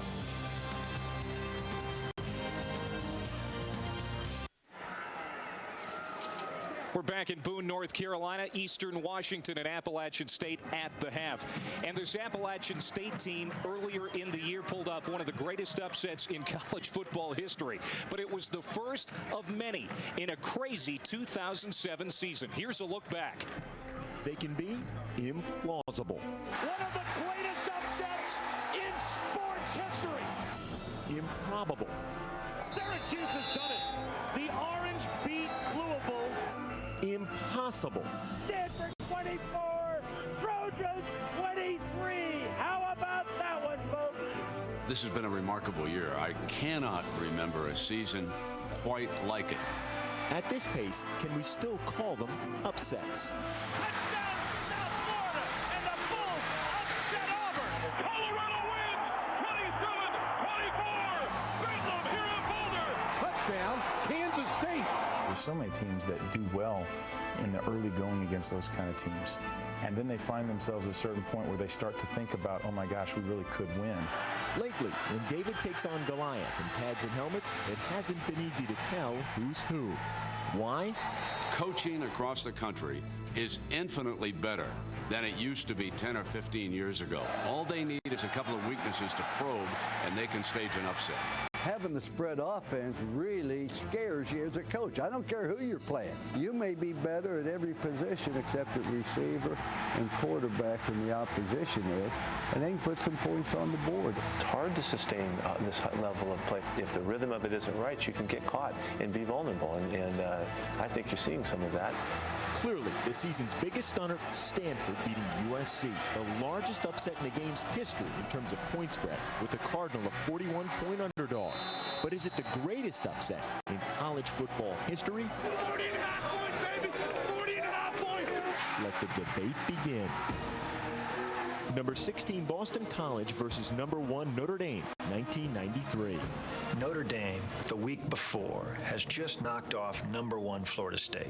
And everybody is psyched because now it looks like the Irish have got clear sailing to the national championship game. Only no one tells Boston College. David Gordon, 41-yard attempt to win the game and end the Irish national championship hopes. When he kicked that ball, it was hooking to the right, and I said to myself, he missed it. And the doggone thing curved back. Temple against number 10 Virginia Tech, 1998. Like most years, Temple was awful this season, and they were 35.5-point underdogs in this game. Behind 17-0 at half, the Owls stormed back in Blacksburg to stun a Hokie defense that had given up 6 points a game previously. Temple, baby, Temple! Michigan against number 1 Ohio State, 1969. If we win this Michigan game, then I'll have to say it's the greatest season of my life. For Woody Hayes, it was not to be. A 22-game winning streak would end at the hands of his former protege, Bo Schembechler. All at once, you heard 100,000 people. 10, 9, 8.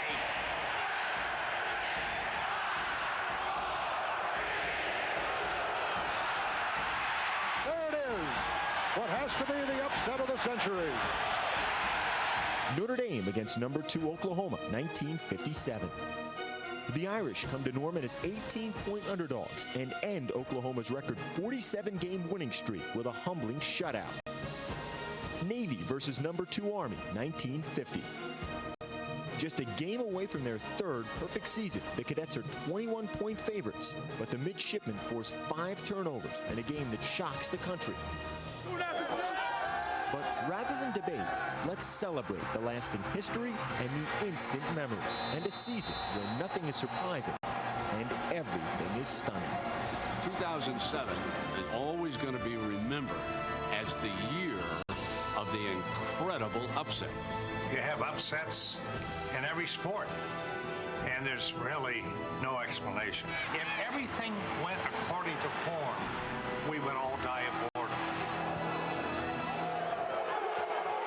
We're about ready to start the second half. Eastern Washington and Appalachian State. We're going to take a break, and the second half coming your way next.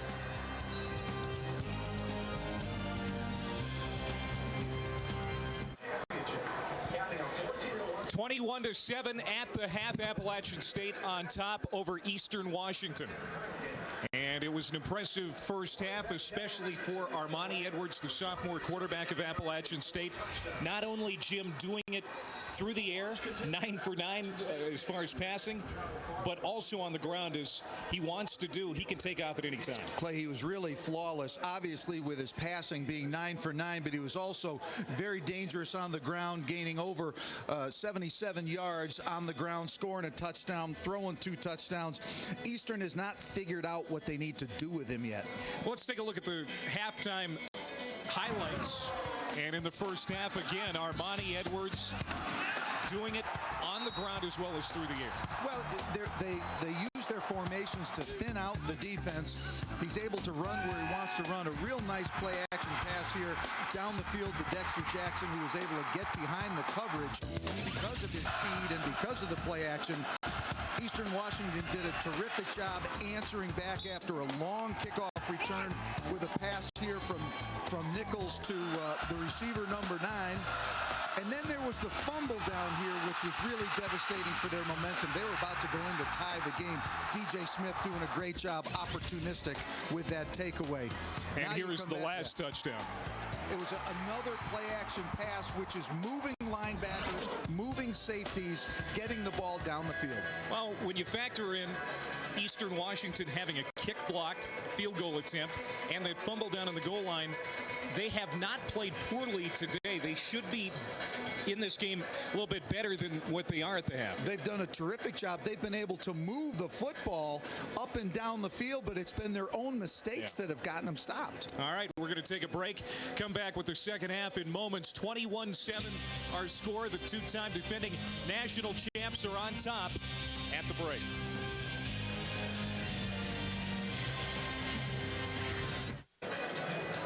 (21-7), Appalachian State on top. Here's a look at our first half stats.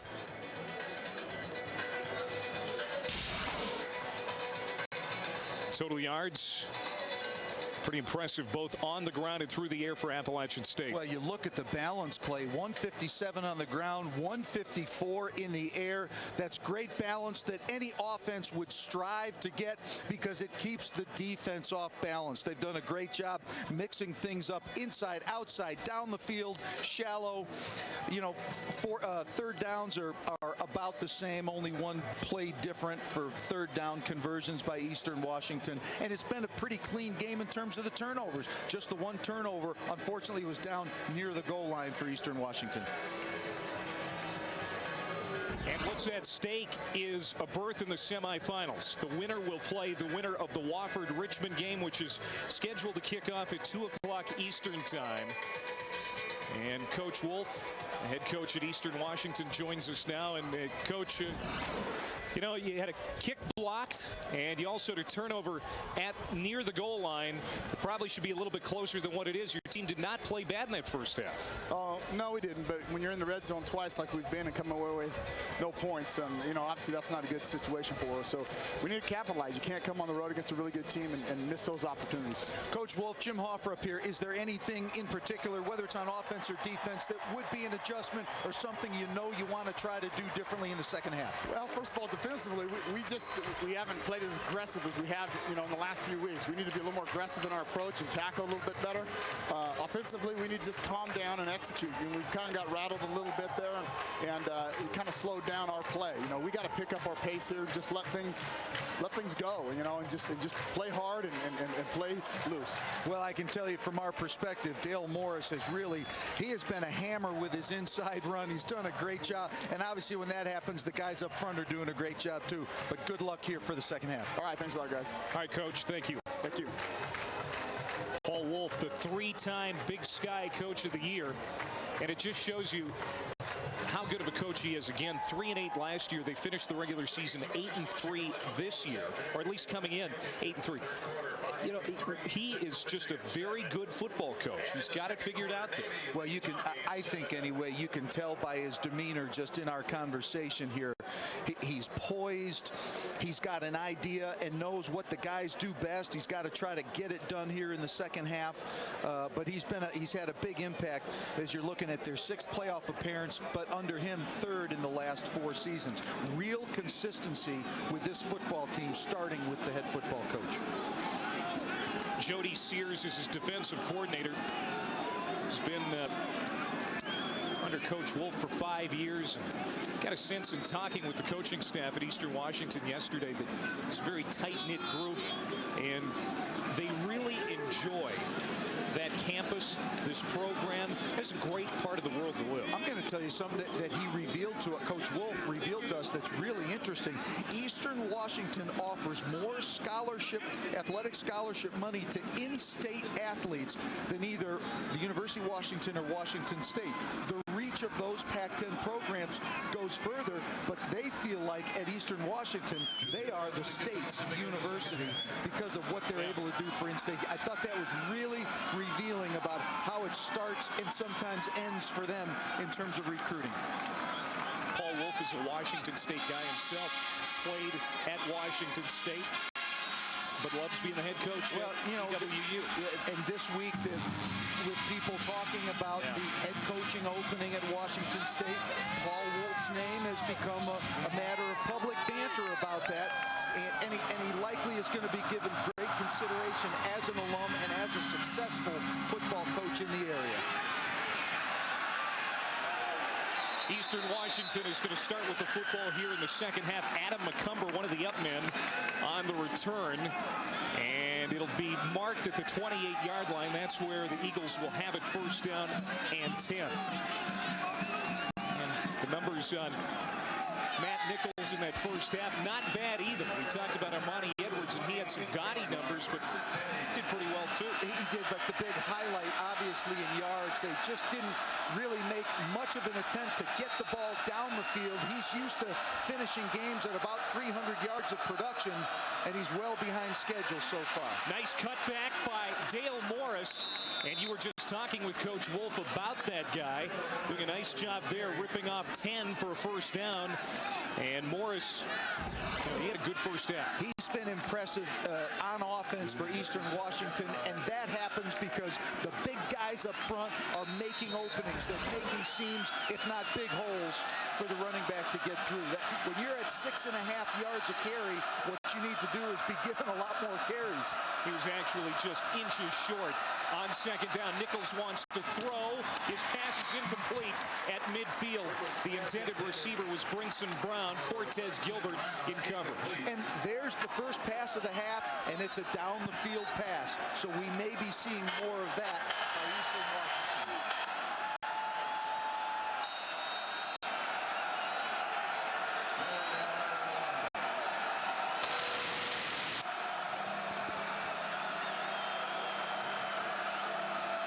Third and inches.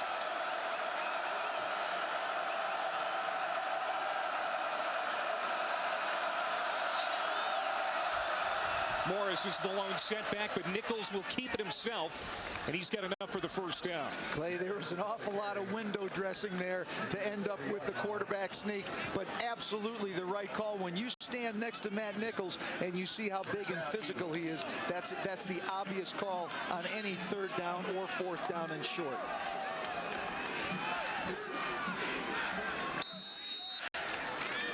first downs today. That was the 11th of the afternoon for Eastern Washington. In comparison, Appalachian State already has 16 first downs. They've got 16 first downs, and they've also been able to accumulate more big plays too, which has really allowed them to keep their chains moving. Trying to cut back again is Dale Morris, but shooting in Tony Robertson to wrap him up. And Robertson has put together a pretty good day here so far. He's going to get to Morris for a loss of 2 on that tackle. Well, great penetration, as you can see Robertson in the backfield, but also when you're running inside zone football, sometimes the tailback has to have a little more patience before he makes the big cutback. Robertson and this front 4 for ASU doing a pretty good job with pressure and tackles for loss here lately. They didn't produce any sacks in the first part of the year, barely any. They've got 18 in the last 8 games. Over the middle, caught by Shane Eller, and he's got enough for another first down, and they'll move the chains. Eller, the Eagles' number 3 wideout. Eastern Washington has 5 different receivers who average 12 yards or more every time they catch a pass, and Eller is one of them. Yeah, Clay, all pass plays have to start with good protection. Matt Nichols had plenty of time, and you always see him. He's about a head above everybody else. He's tall enough to see down the field with good vision. Nice job on that completion. Nichols out of the gun. He has Morris and Jimerson to either side. On first down. And this play is whistled dead as Jimerson is tackled immediately, but it's going to be a false start on Eastern Washington. Snap. False start. Number 26 on the offense. 5 yards from the original line of scrimmage. Remains first down. That was the aforementioned Eller. Well, the good execution of their offense should allow them to overcome this. It's still first down. It's 1st and 15. You try to at least get the penalty yardage back, if not a little bit more, to get you back on schedule with your down and distance. Here's a good look at Nichols looking at his wrist. The play being called from the sideline. Nichols is a confident man right now. Said this week, feel like we can beat anybody right now. And you know, confidence is a powerful thing. With their scoring possibilities and their pass offense, they certainly can. Has time to throw, and now it is a coverage incompletion. There was just nobody open in the secondary. The closest receiver was Aaron Boyce, but he was locked up pretty good. Well, I don't know that that was a throwaway, but it almost looks like the receiver did one thing and the quarterback was perhaps expecting another. Because, see, there was no break. As you look at Boyce, he had not stopped to turn back to the quarterback like on a dig route or an in route or a hook route. So after the penalty and then the incompletion, it brings up 2nd down and 15. Ball at the 46 of Eastern Washington. Nichols has time, and it's complete to Boyce, but Titus Howard was right in Boyce's back pocket right after the catch brought him down to the turf. There are 2 types of pressures. There are zone pressures and man pressures. This is a man pressure right here. As you see Howard running with the receiver underneath. He does a great job in his coverage. He is on his hip pocket, so even if it's completed, the receiver had no place to go. Titus Howard, according to the coach, is born to play that nickel position. He just loves to hit. He loves to come in pass situations where he can take those receivers out. And he was right on Boyce on that last play. There is no doubt right here. This is obviously the first big 3rd down situation of the half. 3rd down and 12. They are 5 of 9 on 3rd downs today. Check that, 5 of 8. And now Nichols backs off. He wants to call a timeout here. Number 16 on the offense. 5 yards from the original line of scrimmage. Remains 3rd down. He didn't get it. It's a delay of game, a penalty against the Eagles. That's clearly going to make it that much tougher. And Nichols' body language as he was coming towards the sideline after the call of the delay, he was giving the motion, hey, I need the plays a little bit faster, or communicate them faster to me. So now 3rd down and 17. A 5-receiver look for the Eagles.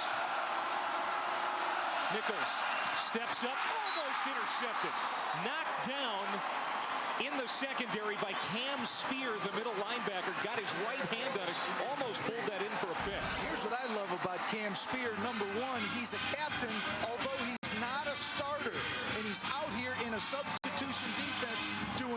job getting his right hand up to deflect the ball almost with the intercept. But you got to love the ability of a guy who's a non-starter but recognized by his teammates as a captain. Fritz Brayton will come on to punt. Has one kick today of 41 yards. Good snap. Bobbled it a little bit. Almost blocked again by Lynch. Going to get a running into. Oh, the fans can't believe it. A penalty flag came out. Brayton was bumped into by Lynch, but I don't know how you can fault Lynch for that effort. He almost had his second block kick today. He's already blocked the field goal. Well, the challenge when you're trying to block punts, and we'll get the call here, it's a running into. You can see the official.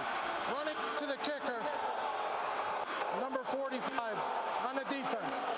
Now, Corey Lynch has obviously been a great kick blocker in the course of his career, but one of the things you have to do, especially on a punt, you've got to, what coaches call run the hoop. You're coming around an edge, and you really have to bend. And he just didn't bend enough to be in front of the punter. The block point is always well in front of the punter. Running into the kicker, number 45 on the defense. 5 yards from the original line of scrimmage, remains fourth down. I don't know that it's going to make a difference since it's just a running into. It's still a fourth and very long situation. Corey Lynch is quite a story. He'll always be remembered as the guy who blocked Michigan's potential game-winning field goal at the Big House. The Southern Conference Defensive Player of the Year. That's just an unfortunate running into the kicker call, but it's still fourth down and 12. So Brayton will try it again. Fake kick, and it's going to be a good one. Eastern Washington on his way to the end zone, and touchdown. Brian Jarrett, number 6, with a 52-yard touchdown run on the fake punt. Terrific surprise call by Paul Wolf and the special teams coaches for the Eagles. Well executed. Jarrett, a safety, just split the defense. Did a great job making the return man miss him. Wow. Here's another look. Brayton executed the fake pretty well, too. And he's coming at us right here, and Dexter Jackson's got to now play safety. Cannot get his head across the bow for the tackle. Great effort from the other side, and it looks like that was Lynch, although I don't have the number clear, to try to make an effort. It was Corey Lynch in pursuit, trying to prevent the touchdown. And there is a small contingent of Eastern Washington fans here. They're on their feet. They've got something to cheer about here as the early part of this second half unfolds. They're back in this football game, down just 7. Well, it's now the third special teams play we've seen in this game that's made a difference. There was a great return in the first half by Eastern Washington, and now they have the terrific punt fake for a touchdown.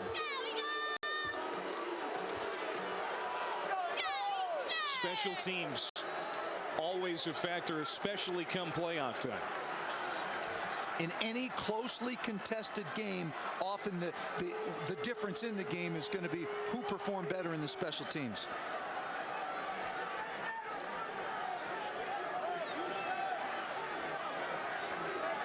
Unbelievable turn of events. And you see that Eastern Washington bench has come alive. There's Jarrett, the team's second leading tackler, just a leader on this team. Said this week, again, we have the capability of running the table in the postseason. We have that much confidence right now. Jarrett obviously taking a leadership role on that special teams fake and runs it in for a touchdown. You get back in games like this, obviously you can only get back in one score at a time. This really gives Eastern Washington a lot of momentum now. They'll go back on the field on defense. And what they'll need now to do to keep this momentum alive is get a stop against the Appalachian offense.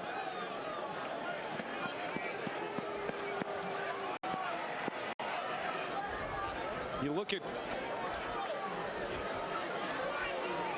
total offense in this game now, and it's starting to even out a little bit.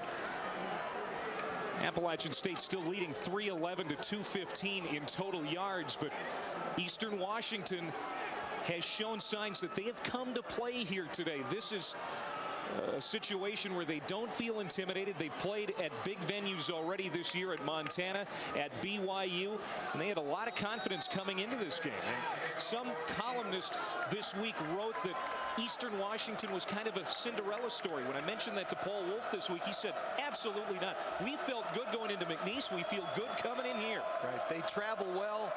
They'll play wherever they're sent. Here's Coco Hillary to return this kick from the 12-yard line. Coming back. Look at that cutback to the 30, 35, and he'll walk out of bounds at the 36-yard line. Coco Hillary has over 800 yards in kick returns this year. That is an ASU record.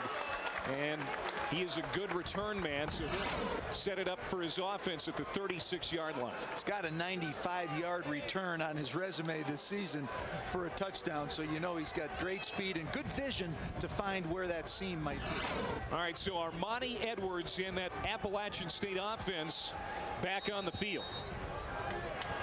Now we'll see what they can do for an answer. Edwards out of the gun on 1st down and 10. A mini play fake, now sets up to throw, and it's incomplete. Closest receiver was Badisham. Let's go back to Eastern Washington and talking about, you know, where they're playing. They're playing at the Rock. Appalachian State, the two-time defending national champs. And in program history, this is just the 5th time that this football team has been on this side of the Mississippi River. What matters, frankly, the way I look at it, Clay, more than anything, they had to travel far last week. Now they've had to travel even further this week. What, over the course of a playoff run, is going to be the cumulative effect of that travel? I know the guys are young, but there's still a toll that you pay when you've got to do that kind of traveling, and somebody else doesn't have to travel and can stay at home.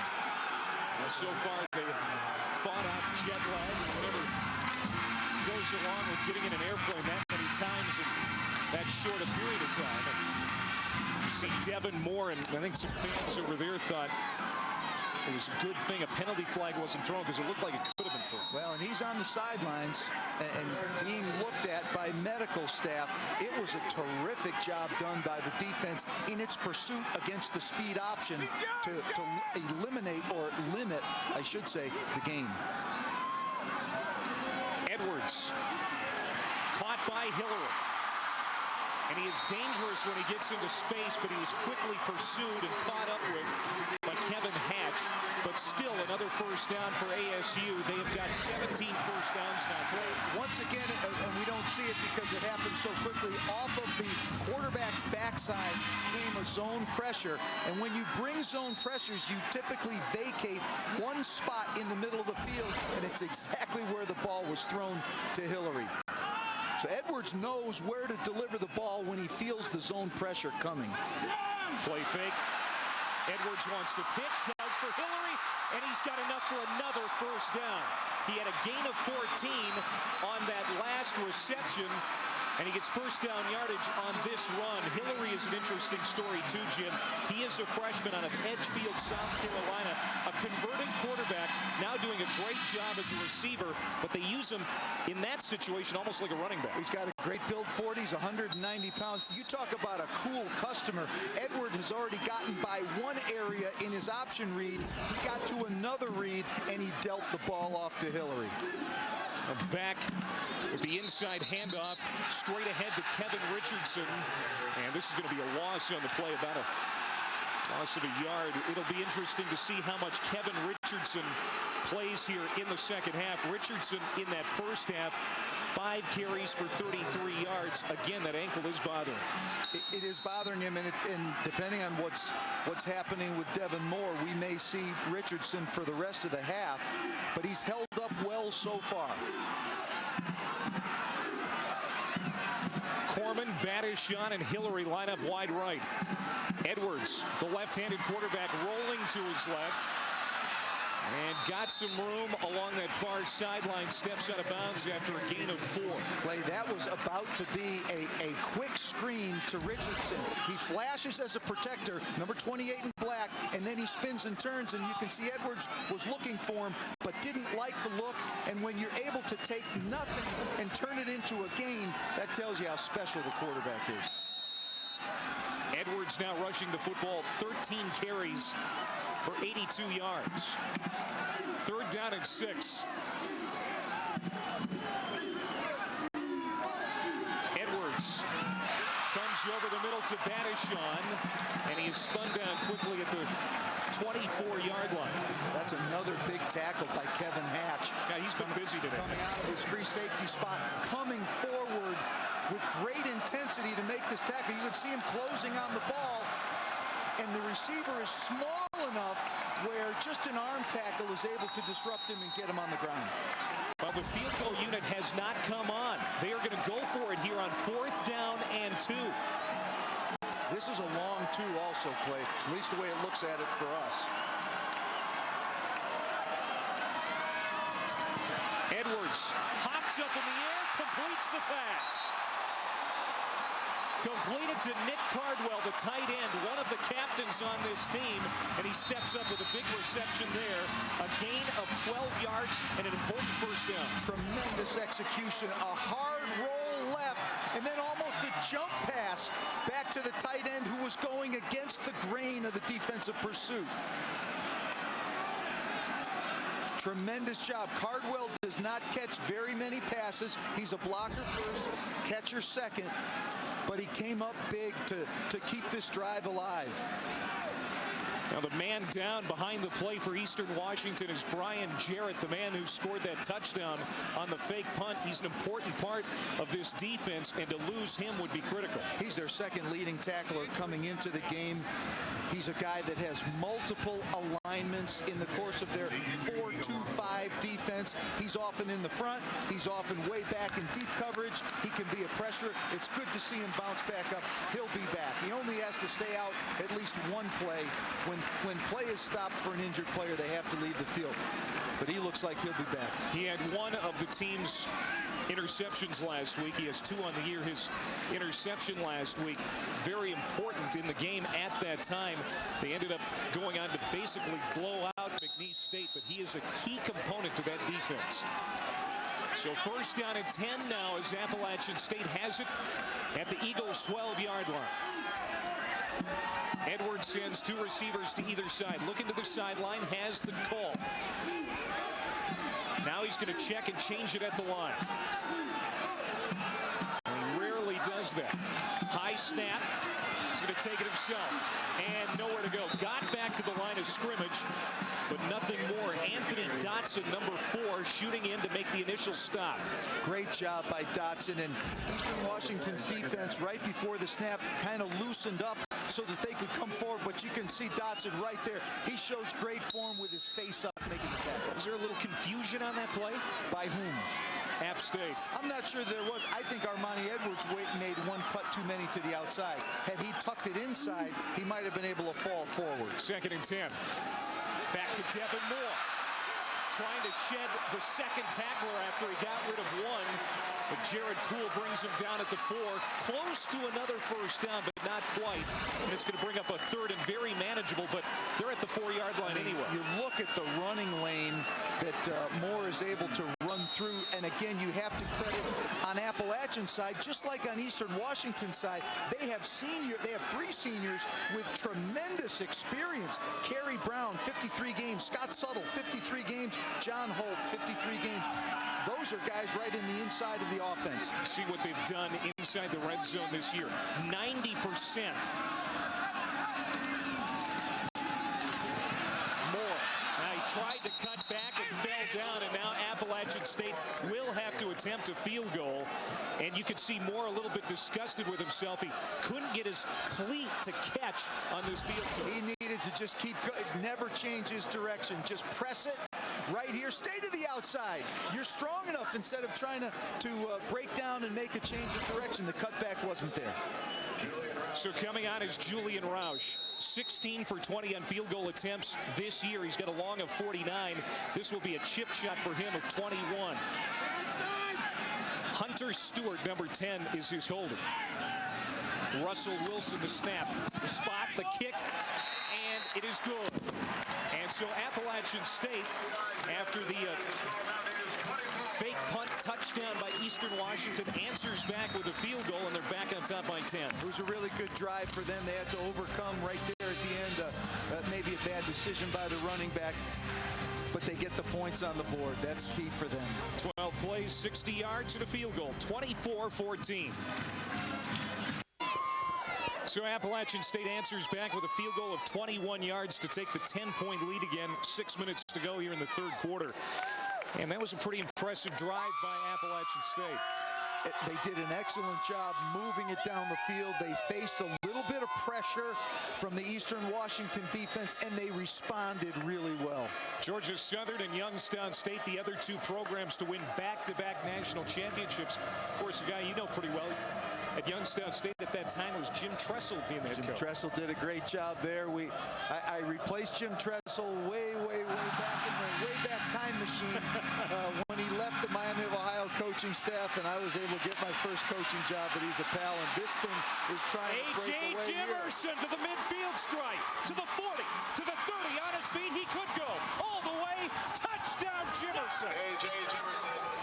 77-yard kickoff return for a touchdown. A.J. Jimerson hit that thing in the seam on the fly. Did a great job. And again, another great special teams play. You can see him with the catch. He just hits it. He's got good blocking up front. He's able to elude the kicker there, and now it's just speed against the coverage. Officially 78 yards on that return. There were a lot of guys bunched up. That kick was popped up a little bit by Roush. There were several guys around the football. Jimerson's the one who came away with it. He's not the normal return guy back there, and he sprung it loose. And if coverage gets bunched up or guys get behind one another, then you lose your lane integrity, your coverage integrity, and Jimerson found where the hole was. Here's Felipe Macias to make this a three-point game. And he does. 24-21. Eastern Washington continues to take punches in the mouth, and they come right back with big plays. Great job. 15-round fight right here. 78-yard kick return for a touchdown for Eastern Washington. They have 190 yards in returns today. Back in Boone, North Carolina, Appalachian State on its home field getting a scare here today. The two-time defending champs now have just a three-point lead, 24-21, 5:45 to go here in the third quarter. Alongside Jim Hoffer, I'm Clay Matvick. And Jim, you talked about special teams being such an important factor at any time, but especially in the postseason. Today for Eastern Washington, an 86-yard kick return led to a touchdown. 51-yard fake punt, they scored on that, and then that 78-yard kick return for a touchdown, which set up their first touchdown. I'm sorry, the early one set up their first touchdown. The 78 is what we just had, right? Here's a return for Coco Hillary. He's had a pretty good day on returns himself, and Appalachian State will have good field position to start this next drive. The NCAA Division I Football Championship will conclude on ESPN2 HD on December 14th. Game coverage begins at 8 o'clock for a preview of every NCAA National Championship game, including the 2007 Division I Championship. Go to NCAAsports.com, the official online home for all 88 NCAA championships. There is nothing like playoff football. The NFL does not have a corner on the market. College football playoff style is right here, and we're enjoying this today. This is exciting. This is a terrific game.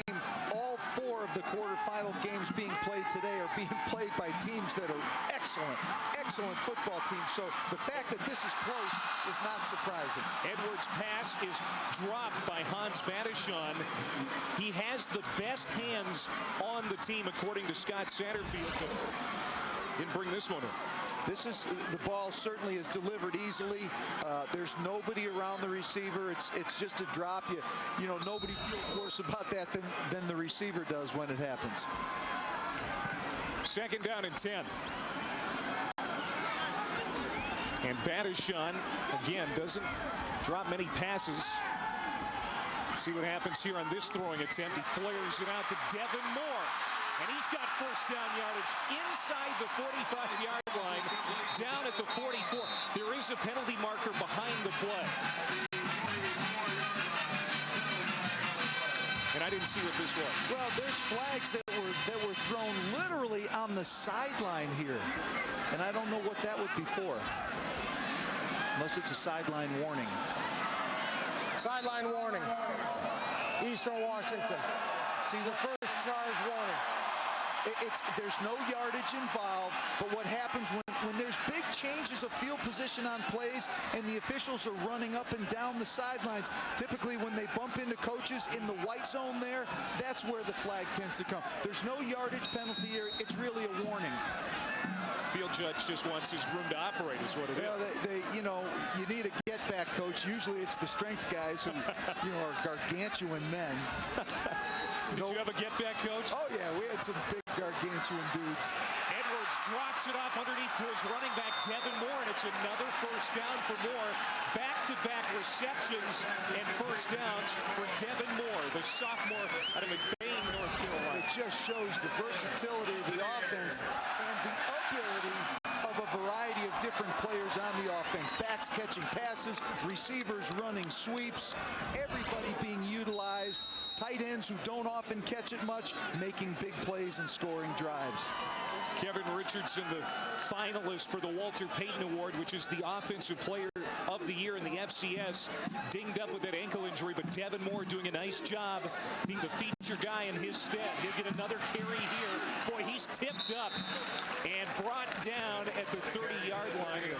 A really good hit. Looked like that was Marcus Walker who came in and knocked him down. And coming off.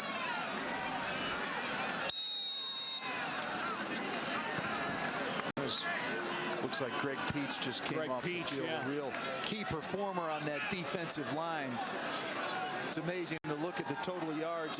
Eastern Washington has been able to move the ball some, but it pales in comparison to what App has been able to do in the game so far with 405 yards. Play fake, pressured, Edwards, stiff arm, and steps out of bounds short of the first down. Another penalty flag. Ira Jarman pushing Edwards out of bounds.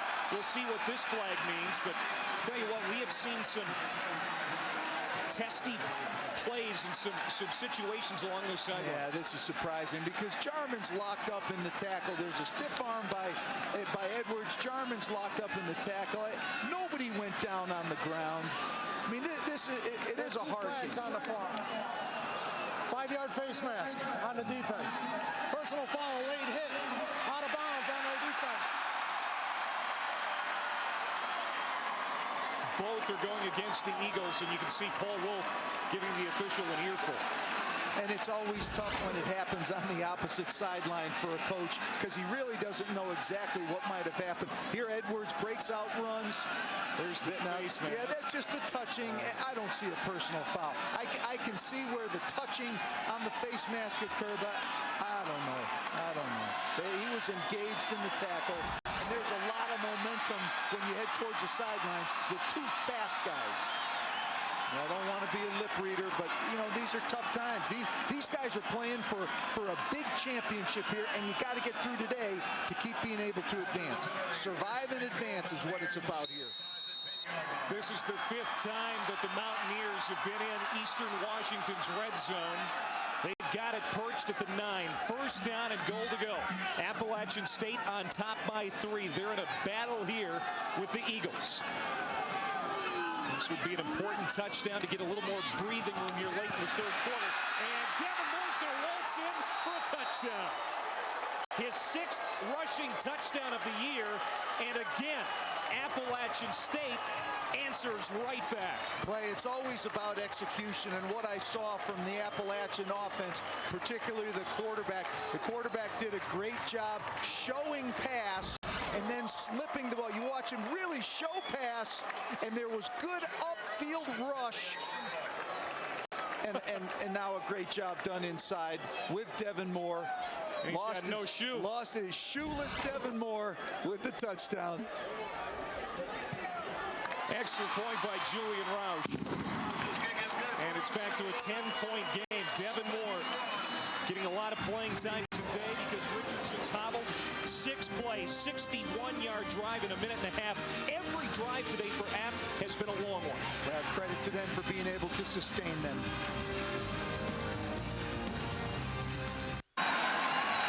Kidd Brewer Stadium, a.k.a. The Rock, holds just under 17,000. They've been averaging almost 28 grand.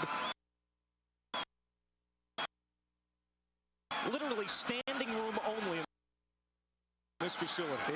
It really is amazing, and it's fun to be in this kind of an atmosphere. They're getting a treat today. You betcha.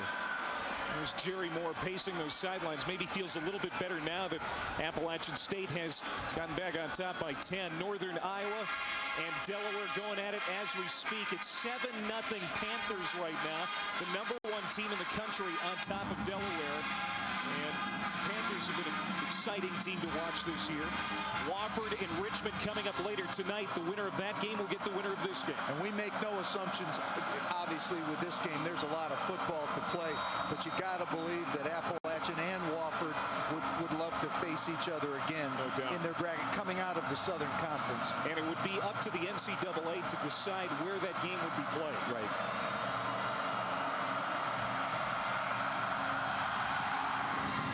Julian Roush, a good kick. Backing up Nicholas Ramos to the 1. They fake the reverse. Ramos has a big return already today. He's got another one to the 40 and driven out near the 40-yard line. But Ramos with a 39-yard return. Cam Spear finally pushed him out. It looks like there's another flag down. Eastern Washington leaving nothing in their special teams playbook, faking a reverse on the kickoff return to just try to be a distraction to the coverage, and it works. Boy, Ramos has been good, averaging 17 yards per return coming into this game. He's blown that out of the water today. But there is a penalty flag down. We'll have to see if this doesn't come back. Here's the call. That's going to go against App. So every yard of that return will stand for Ramos, and it will be good field position for the Eagles. Late hit, out of bounds, number 91 on the defense. Boy, this game's getting chippy. 15 yards from the end of the run, first down. It does feel like it's getting chippy, and again, on that return, didn't look like there was anything really unusual on the sideline, but now that it happened in front of Eastern Washington, you can bet that the coaches might have prompted that call to be made. You can see Ramos now, he's getting close to the sideline, and now he steps out, and is there any other hit? Boy, oh boy, oh boy. Nichols wants to throw on first down. It's short and intercepted by Corey Lynch. What a day for that man. 23 career interceptions. Many people think he has NFL potential, and that's an example of why. He just showed his great range from the middle of the field, now working to a go route up the sideline. His range to get there and get himself extended and take the ball out of the air. The Southern Conference Defensive Player of the Year, and he's taken a little bit of air out of the sails of Eastern Washington. Well, after the return and the field position resulting from the penalty as well, it was a good spot for Eastern Washington to be in. And we'll see coming out of our screen, you can see Lynch really working towards that go route. The receiver was behind the coverage. And a good run here on first down for Richardson. Out close to the 25. Obviously, Richardson's day is not done. Showing power on that run and yards made after initial contact. His carries have gone down this week because of that ankle, but they're still using it. Coming out of the shadow of their own goalpost. Nice little cut here, but bang! As he hits Kevin Hatch, and bang again as he hits Anthony Dotson. Two really rugged defenders for Eastern Washington. First down and 10 now for the Mountaineers. Play action. Edwards throwing to that far sideline. Pass a little high, but snagged and brought down by Dexter Jackson. Let's go back to Corey Lynch, Coach, and talk a little bit more about that young man, a defensive leader, more by what he does on the field than with his voice. He is not an emotional leader. He is engaged to marry Sissy Graham, the granddaughter of Billy Graham. Quite a player. In the classroom, he is an outstanding student. A lot of NFL teams have taken notice of him. Well, they certainly will, because he shows an alertness and awareness on the field. He has tremendous experience, having come into this game playing 53 collegiate games. He's almost at 350 total tackles for his career. He's been tremendously productive. That's what NFL scouts will see. Here's a look at Corey Lynch. He's a big man on campus here, to say the least. Well, he's a big man in that uniform, and the way he carries himself as a free safety is very reminiscent to me of John Lynch, number 47 of the Denver Broncos. Edwards downfield, and it is incomplete. A little bit underthrown. Hans Badishon tried to adjust, and it lands on the turf. Would have been an unbelievable catch. He had an opportunity for it, but it was not ideal. He also, though, had gotten behind the coverage. Again, moving the launch point and taking a licking from two Eastern Washington defenders was Armani Edwards. But you can see the ball here, and Badishon was starting to stumble as he was trying to get his body readjusted to make the catch. A rare incompletion for Edwards. Now 15 of 18 throwing the football. He's already thrown for 221 yards. His calling card has clearly been his ability to run the football, but he is doing a terrific job today in the passing game. And he's going to throw again. Badishon takes a lick at the 50. Holy cow.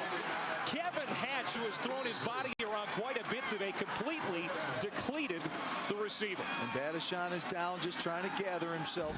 Took that right in the barrel of his body. Took the hit right in the barrel of his body.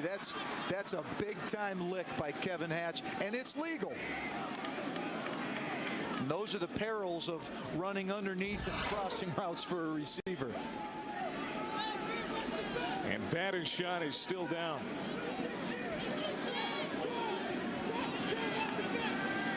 Hopefully it's just the wind that gets knocked out of him, because that's often what happens with those kind of collisions.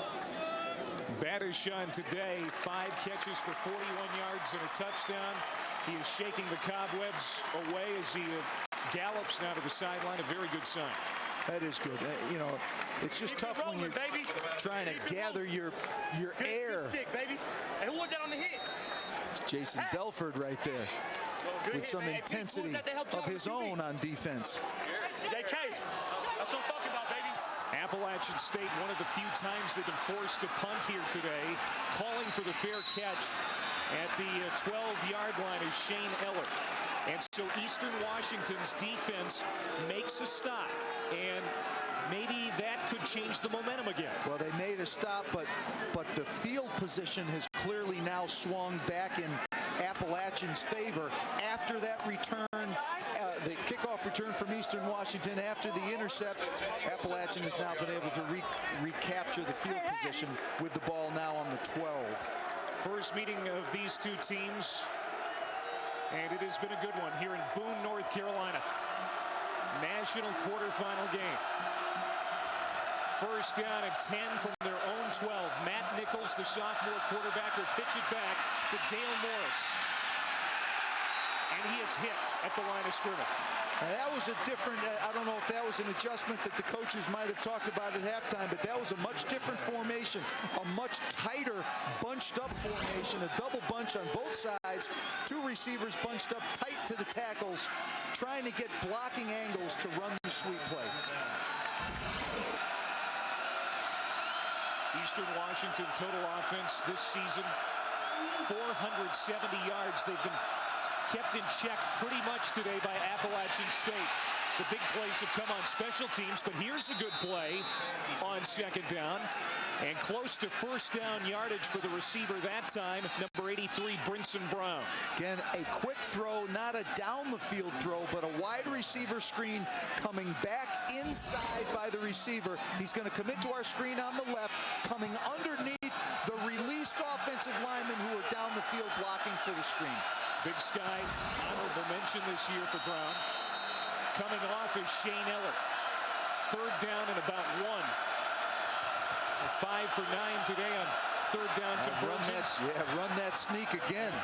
And Nichols bores ahead for a 1st down. 2 for 2 with that. 338 rushing yards for Nichols this season.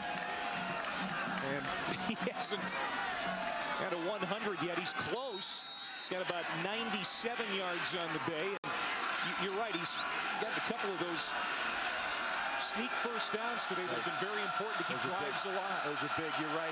And whenever a quarterback can be a positive yard gainer in the run game, that really helps you. They can avoid sacks. You don't have to have lost plays. And Matt Nichols can really do that, as evidenced by having over 340 yards rushing. Dale Morris straight ahead. It is a no-huddle look for this Eastern Washington team, but the last few plays here, it seems like they've tried to slow the pace down. They've taken a little more time before the snap. Well, they have, and that must be related to their communication at the line of scrimmage, trying to get the best play called. Typically, quarterbacks have an ability to change plays. Nichols looking to his right, pumps, now going deep downfield. This pass is short and tipped and almost caught by Aaron Boyce along that far sideline. And Justin Wose in the coverage. He is a great corner. He has started the last 3 years at this position. It looked like he might have a pick. Yeah, this was almost caught off the deflection, but Wose showing good leaping ability, getting his paw on the ball and knocking it out of its flight path. Another big 3rd down coming up. 3rd down and 6 for the Eagles. Final seconds here of the 3rd quarter. Another tightly bunched formation. High snap. Nichols wants to throw, comes underneath, and it is incomplete. Tried to hit Aaron Boyce. He would have been across the line for the 1st down, but it lands incomplete. They tried to drill it low so that only Boyce could catch it and nobody else, but a little too low. And you can see how tight the window is, and it looks like Jock Roman might have gotten his hand on the ball as well. Jock Roman, the middle linebacker, number 40. Jock Roman originally committed to Auburn, but changed his mind and ended up here at Appalachian State. And boy, are the Mountaineers happy he did. Out of punt formation, this is Fritz Brayton. We've seen a fake already today. This time he boots it away on the rugby style. It lands at the 40 and takes an Eagles roll down to the 30. And that's going to do it for the 3rd quarter. Appalachian State ready to get the football back. After that 43-yard punt, they've got a 10-point lead. It should be fun in the 4th quarter. There's a lot of football left. There's anything can happen in this final quarter of the game, the way these teams can move the ball. We're going to step aside. Come on back. This Division I championship quarterfinal here at the Rock is going to come down to the wire. Guarantee you that. Right now, ASU on top by 10.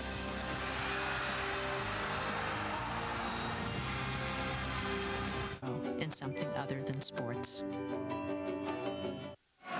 Look at the Appalachian State campus here in Boone, North Carolina. Beautiful part of the country. Absolutely gorgeous.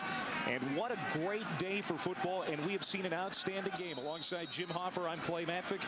This national championship quarterfinal in the FCS. Appalachian State, the 2-time defending champs. They've got a 10-point lead over Eastern Washington right now. Armani Edwards pulled down from behind. Ball is loose. At least Eastern Washington says so. And now they're going to rule it down. Armani Edwards ruled down. Jason Belford made that tackle. Here's another look. It's going to be a keep off of the ride and decide dive play. Little horse collar tackle. Yeah, clearly Edwards was on the ground before the ball shook loose. Good call by the officials. So it brings up 2nd down and 8. Devin Moore, the lone back, looking for the pitch from Edwards. It's not going to come, and Edwards will run for the 1st down. Out over the 45, Ryan Kelly finally snares it. But they're going to move the sticks again. This football championship subdivision, formerly known as 1AA, they made a name change this year. These are the conferences that make up this subdivision. This is just great football. It's a great cross-section of football programs and institutions across the land that have a chance to be involved in a fabulous championship setting.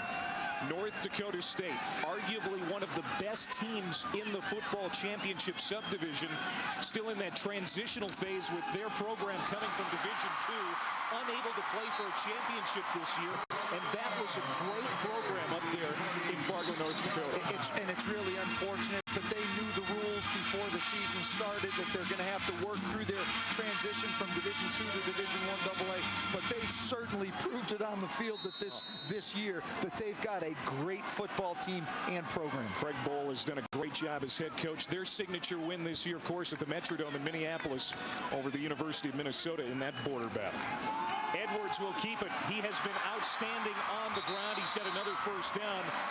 19 carries now for about 115 on the ground for Edwards. I'm sure that Appalachian will continue to mix in Devin Moore runs with Armani Edwards runs, but it's amazing how durable this quarterback is for Appalachian. Let's compare the two quarterbacks today, passing and running. The advantage across the board to Edwards. Not that Nichols has done a bad job today, but Edwards has just been outstanding. Absolutely not. Matt Nichols has done a fine job, very highly consistent with his completions and so forth, but Appalachian's defense has done a nice job slowing down their offense, and Edwards has just been dynamic on offense for Appalachian. Dynamic, getting away here and almost had a receiver wide open out in the secondary, Blake Elder, but Greg Peach kept the pressure on Armani Edwards, and I don't think he got what he wanted on that throw. That's what elusive and mobile quarterbacks are able to do, though. They're able to get a second look when a play or a protection breaks down. That was pressure coming off the weak side, and he's able to stay alive, and he can see Blake Elder. It wouldn't have been any good because Elder was out of bounds and would have been the first to touch it coming back in, but still, you could see the vision of the quarterback being able to get a second look. Last year, Armani Edwards was the National Freshman of the Year, becoming just the 5th player in Division I history to throw for 2,000 and run for over 1,000 yards. He'll run again on this play, tracked down from behind by Greg Peach. Clay, I'll tell you something else that amazes me when I watch him. He does a lot of running. He gets hit a lot because he's a runner, and he chooses to run at times on pass plays. He doesn't look like he gets tired. Now, I'm sure he does get tired, but he's a great actor, and he hides it. And another thing, he's fearless. He's not a huge guy, like you've mentioned several times, 6 foot, he's 175, but his body wears well. Right, he does it. He knows how to slip and turn and avoid hits as much as possible. 5 for 10 on 3rd down today. They're going to try to convert on a 3rd and 4. They're going to go back to Moore, and this isn't going to happen this time. They didn't even get back to the line of scrimmage, and it's going to bring up 4th down. Well, this can also be 4-down territory for Appalachian State. They can't or wouldn't punt it from here. They may have a field goal attempt, but it's really on the fringe of any field goal kicker's range to begin with. And if there is any breeze, they'd be kicking into it right now. They have converted on 4th down already once today, and they are going to keep that offensive unit out there. 3 receivers set. Edwards 3-step drop. The southpaw Cox fires, and it's incomplete. No penalty flags, and Eastern Washington will take over on down. That's a good stop for the Eastern Washington defense, to be sure. Again, we've seen it before. You keep looking for turning points in this football game. Possibly this is one of those points. It very well could be. It's a 2-score game. A touchdown and a field goal is the difference right now. Eastern Washington now, though, does have to step up. They've got to come away with a score, in my opinion, on this drive. Matt Nichols, just a sophomore, but the coaching staff calls him mature. He's trying to move this Eagles offense. Pass is caught at the 38. Justin Lose quickly wraps up Shane Eller. And it's a gain of 4. This is really the better decision of the 2 choices the QB had, either trying to throw the deep route or the shallow route. But they're both very A strike to the receiver, but a good tackle by Rose. Another quick throw. This is Boyce trying to get into some space, but DJ Smith converged on it pretty quickly. And they'll give him 3 yards on the play, so it'll bring up 3rd down and 3. Boyce is really a big, strong catcher, and he's also a good runner when he gets out there. He can kind of shock a defender who's about to tackle him. Boyce has 3 catches today for 13 yards, well below his average. Coming in, averaging over 100 yards per game, 5th best in the country. So Appalachian State has done a pretty good job with him. 80 catches coming into the game, and he only has 3 on the day. On 3rd down, hit as he caught it. The catch was made by Tony Davis, but he is short of the 1st down, and now Eastern Washington is a 4th down decision. I'm not so sure there wasn't a little contact there before the ball was caught. Nothing called. Great focus, actually, by Tony Davis, keeping that ball in his possession because of being caught, being hit. On 4th and 1, Paul Wolf is going to go for it. As you said before this drive started, Clay, this is a turning point. They are 2 for 2 on 4th down conversions today. We'll see what happens here. This is huge. Looked like there was a little bit of trouble on the exchange. And I don't think Nichols got it. Yeah, I don't think there was any movement at all, which would be a shame at this part of the game because of the quarterback sneaks that have been successful earlier. It's all on the spot. It's all on the forward progress. Got to at least get to the line, and there's low man wins in these situations, and Appalachian clearly had low body leverage against the offensive linemen from Eastern Washington. And they did not get it. Appalachian State is going to take over with great field position after well, now they are going to come out and measure it, but Appalachian State has already started the celebration. Well, they'll probably celebrate twice. Yeah, it's not even close. By the length of the football.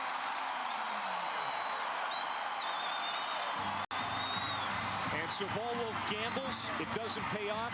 Do you disagree with the decision? No, I don't disagree with the decision. It's just about execution.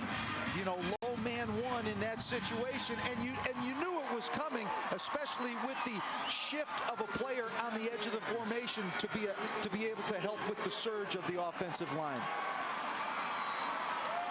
With 9:49 to go in the final quarter, if Appalachian State can put any points on the board with this possession, it could be the haymaker. Now a penalty marker coming in again. This could be another sideline warning or worse. Sideline warning. East Washington. It's their 2nd charged warning. So how many of those do you get before you actually get something to go against you? You would lose. There would be penalty yardage on the 3rd.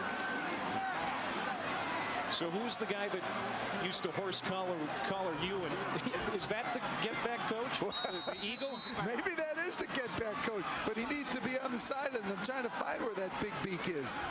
I don't see it. Who did that for you, you said? Strength coaches typically are the ones because they're part of the coaching staff, but they don't deal with play calling or game day coaching. Here's Moore trying to kick it to the outside, sheds a tackle, and he got a 1st down. And we've got a player down also for Eastern Washington. Chris Johnson, inside linebacker, is down and pounding the ground.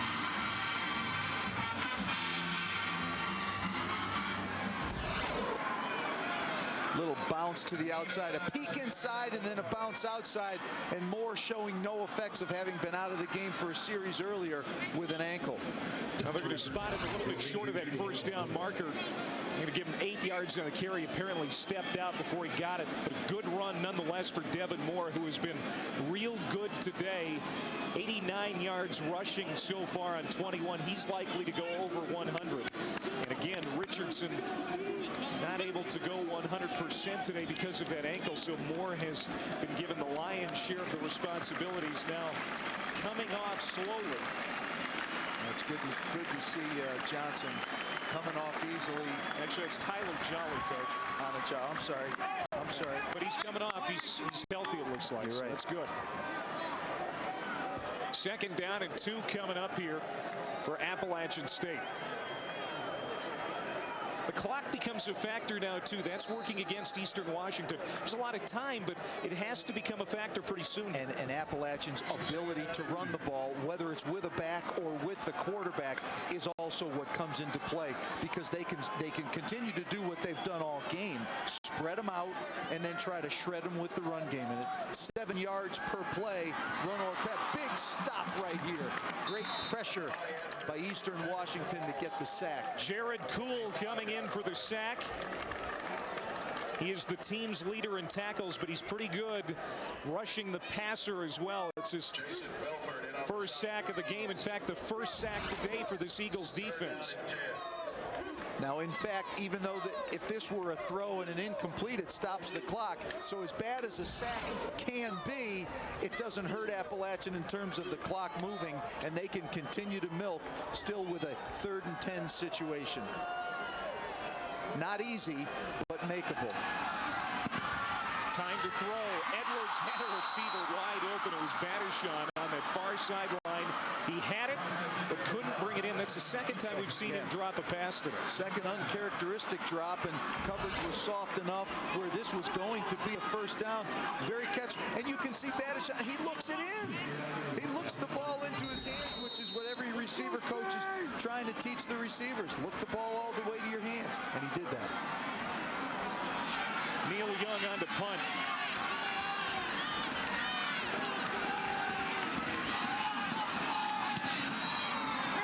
Gonna try and drop this inside the 20, and it's not going to make it. At the 22-yard line, that's where Eastern Washington will have it 1st down and 10, a 22-yard punt for Neil Young. We're going to step aside. 8:30, check that, 8:23 to go until the end. 31-21, Appalachian State on top at home. Back in Boone, North Carolina, 31-21, Appalachian State on top. In case you've missed anything, it's been a good day for Armani Edwards, the sophomore quarterback for Appalachian State, on the ground, also throwing the football. Eastern Washington taking a lot of lumps early on, but you know what? They have always come right back to stay in this football. They've made special teams their calling card. Brian Jarrett here is the personal protector on a punt. He gets the direct snap and he goes 52 yards. And right after that, A.J. Jimerson with a 78-yard kickoff return for a touchdown. 2 huge special teams plays for Eastern Washington. 343 yards of total offense for Armani Edwards here today. And now a turnover, and Appalachian State has regained possession. Oh, and that is just a backbreaker for Eastern Washington. That's exactly what was on the tip of my tongue, Clay. Especially when it's first play of a drive. You don't even get it started running the option here, and there's Corey Lynch once again involved with a takeaway. Nichols on the option, no pitch phase with the pitch back, so he has to keep it, and the ball gets knocked loose, recovered by Appalachian. Gary Tharrington, the right defensive end, got his paw on it to spring it loose. Lynch, Johnny on the spot, jumps on it, and App is back in business here with the football. And it looks like Nichols' hand is being looked at by a trainer, and Eastern Washington came in plus 15 in the takeaway turnover ratio on the season, well ahead of Appalachian's plus 2 on the season, but right now they're minus 3 on the game. Oh, wow. Devin Moore taking a punishing hit on the near sideline. And he's going to be slow to get up. Here's a look at Lynch again. What a day for him. He's blocked a field goal. He's recovered a fumble. Got an interception. He's got an interception. He's done it all. He is everywhere on that defense. He is trying to be the Buck Buchanan Defensive Player of the Year. He is Appalachian's nominee to the nation for that, and he's playing like one today. Clock moving. And that's important for Appalachian State. They want it to keep going. The Mountaineers have it 2nd down and 6. And now we're going to get a penalty flag. This is going to go against Appalachian State, it looks like. Prior to snap, false start. Number 66 on the offense. 5 yards from the original line of scrimmage. Remains second down. Scott Suttle, number 66, he's the center, a former walk-on, now an all-conference center for Appalachian State. You know, we really have to tip our hat to that offensive line for the Mountaineers. You talk about Scott Suttle, 53 games played already. He comes here as a walk-on. He ends up his senior season as a captain. At the left guard spot, Kerry Brown, senior, 53 games. Right guard, John Holt, senior, also a captain, 53 games. They do a tremendous job inside. Penalty situation, it's been a tough day for Appalachian State. 8 penalties against, and they seemingly have come at critical times, but they've always overcome those. They just keep their hands on the wheel, and they keep trying to steer themselves back on course, and they've been able to do that.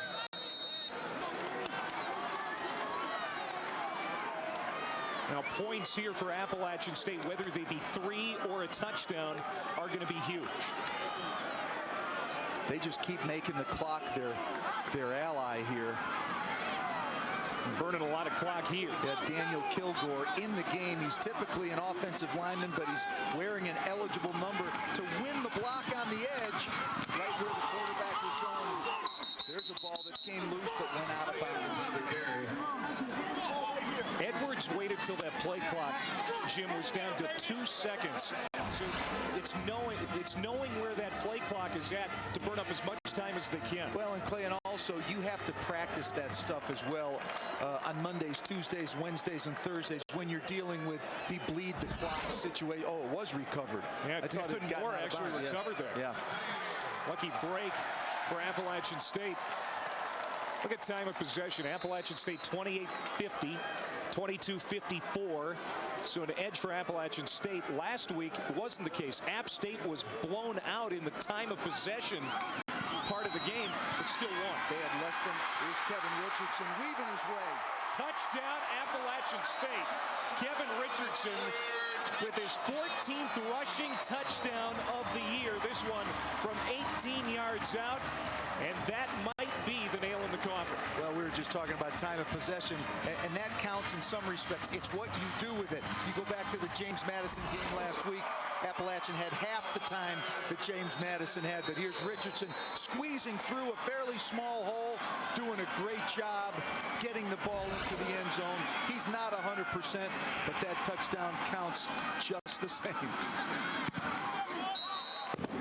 Young with the point after, and the cannon goes off. Just over 6 minutes to go here in Boone. And they've already got 2 national championship trophies in the bank. Maybe one more. 4 plays, 29 yards, 2 minutes and 9 seconds. It results in a touchdown after the turnover.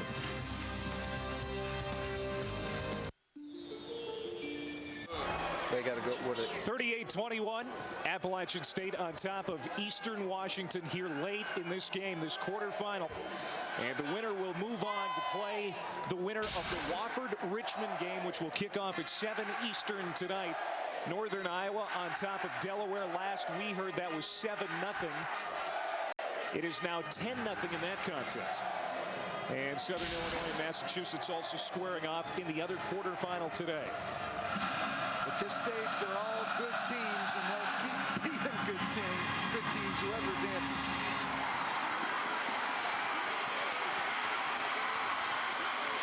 Ramos has been good on returns today. And he gets stood up after another good run back out at about the 34-yard line. Nicholas Ramos. Even Julian Roush got in the picture right there at the end with a little chest thump. Now watch number 91 come into your screen.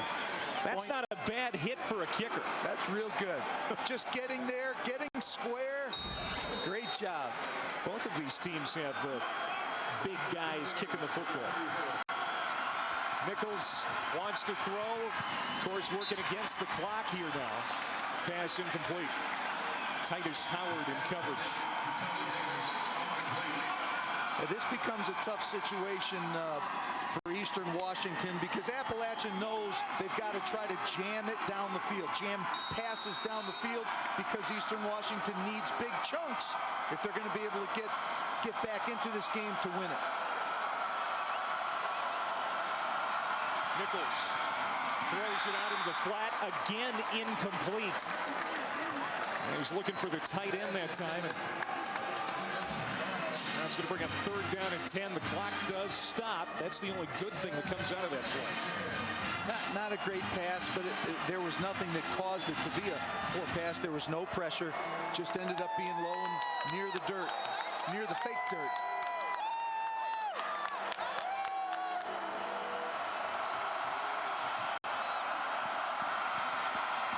Nichols caught, and it's going to be enough for a 1st down for Aaron Boyce, and Boyce has had a nice day catching the football today. Of course, has a touchdown reception. Doesn't have a ton of yards, but this certainly is a big catch at this point. Yeah, it's a big catch. Again, it's a down the field catch, and it's a little bit inaccurate, and we could probably start to take a look that this has not been Matt Nichols' best performance, to be sure. Ball's been a little bit awry, high, low. It's behind Boyce on that last play. Pierre Banks wrapping up Dale Morris. Clock moving under 5.5 to go. To this point in the game, Appalachian defensively has done a great job compared to their normal average of yards given up on defense. They've done a great job to this point. Almost 100 yards under their normal average. Whatever happens from here now, it's not junk yardage. It counts, but it's got to end up being points at the end. Davis with that 1st down catch, and they'll move the chains. So it'll bring up 1st down and 10. He got out of bounds to stop that clock with 5:09 to go. A gain of 12, setting up another 1st down. Nichols throwing on every down now. Now he's going to run out of the pocket. Got the 1st down at the 30. He's still on his feet inside the 20. Gets behind the blocker and inside the 15. That is a heck of an effort from Matt Nichols as Eastern Washington gets the much-needed 1st down, but a lot of yards on the play and stops the clock. Really the best run of the day from anybody on Eastern Washington, and you can see the mobility and the strength of Matt Nichols, particularly when he gets near the sidelines and he never ends up going down. A gain of 28 on that play for Nichols. If they can get a quick score here, it changes the complexion of things. Well, there's no doubt, and that's what they needed to end up getting here in this drive. Out of the gun, Nichols, Cox fires, caught at the 10, trying to get out of bounds, the receiver. Big tackle by Cortez Gilbert there, in place today of Jerome Touchstone. Brinson made the catch, struggled to try and get for that sideline, couldn't do it because of the tackle by Gilbert. Filling in really very well for Touchstone in this start. He's come up with some big plays today. 2nd down and 6 from the 9. Play fake. Nichols drops it off short. Caught by McAndrews. And he is tackled around the ankles by Lynch. It looks like it might be close to a 1st down, maybe a half a yard short.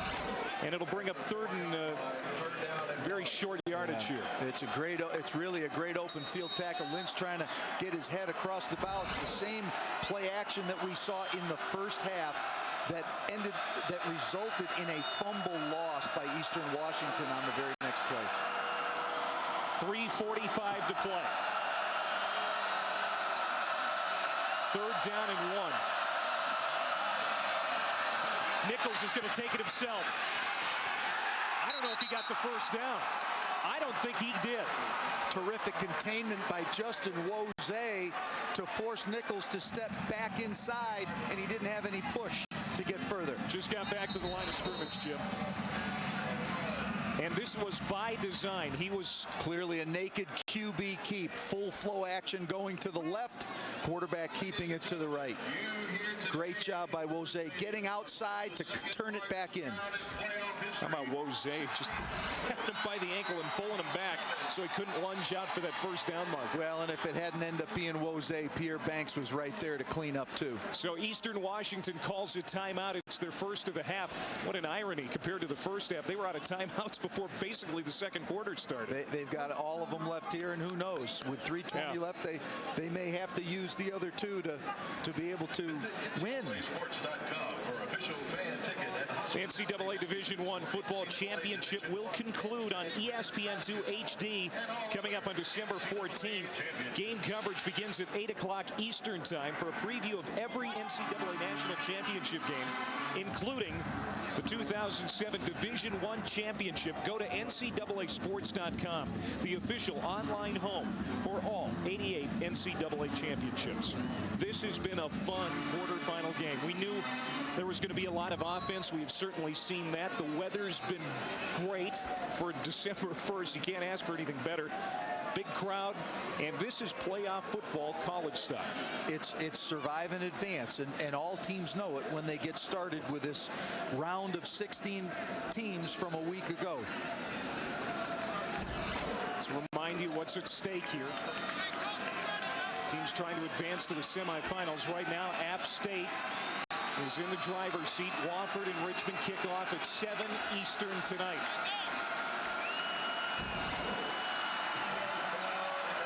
Northern Iowa still on top, 10-0. That game has moved now to the second quarter.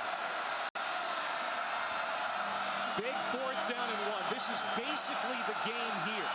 If Eastern Washington can pick it up, they're still alive. Otherwise, Appalachian State will be able to take over and run out the clock. Nichols sends a man in motion. Little pitch. First down yardage and close to a touchdown, but knocked out at the 1. Good job there by DJ Smith to bump Dale Morris out before he got to that pylon. That's the tailback flip play that a lot of people use, and they do it in much different ways. Sometimes it's a fake to the fullback. Here it's a fake to the receiver in motion. Little flip to the tailback. They needed to get the first down. They got it. They need to finish this drive quickly with a touchdown. Clock stops with 3:15 to go. They can't take too many plays here to get it in. They go right back to the running back, and Morris is in. Huge touchdown here for Eastern Washington as they still have life. They need to get the point here, and then obviously everybody in the stadium is going to expect the onside kick because Eastern needs possessions.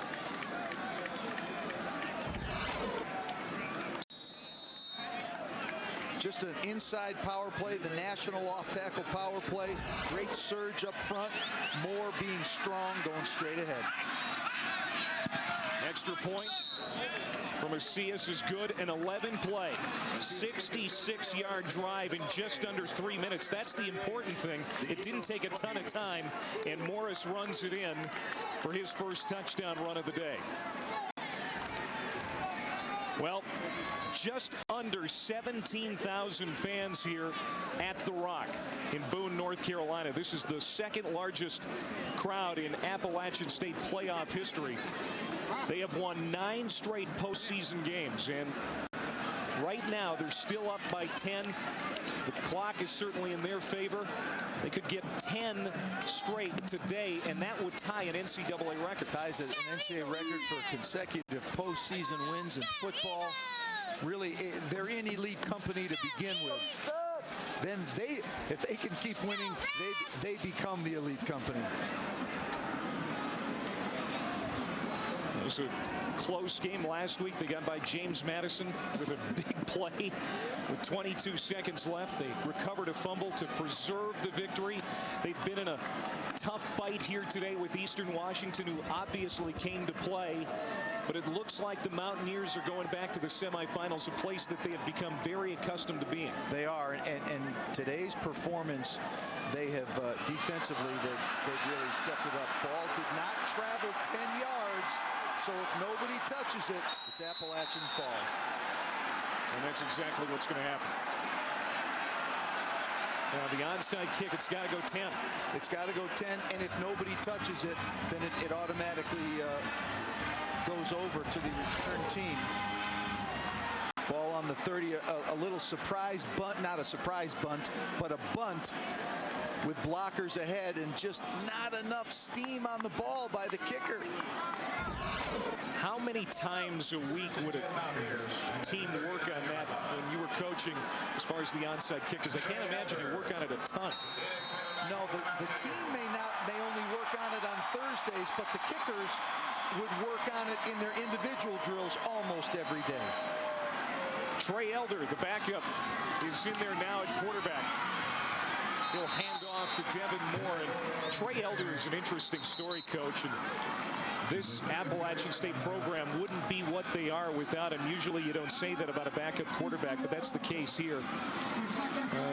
He went 4-0 as the team starter when Armani Edwards missed a month with a shoulder injury earlier this season. He's a senior out of Duncan, South Carolina, and he is a team leader right down to the ground. Clay, we see the season numbers for Trey Elder at 64% completion, 8 touchdowns versus 3. The bigger picture, this is definitely the best quarterback situation probably anywhere in the FCS when you've got Trey Elder, because when you look at his career, he has played in 37 games. He has over 3,200 yards of total offense in his career and 34 touchdowns. He's been a valuable weapon for them when needed. And look at what Edwards has done today. 347 yards of total offense. He's not in record-setting territory, but pretty impressive. And his day is over. Elder's going to finish this one out. That's a tremendous quarterback performance by Edwards today. But Appalachian has unbelievable luxury to be able to put Trey Elder into the game. Quintessential team player, and this coaching staff believes that Elder is going to come back and help coach next year. That's what kind of guy he is. Obviously smart, very dedicated to Appalachian State football and the university, and loves football.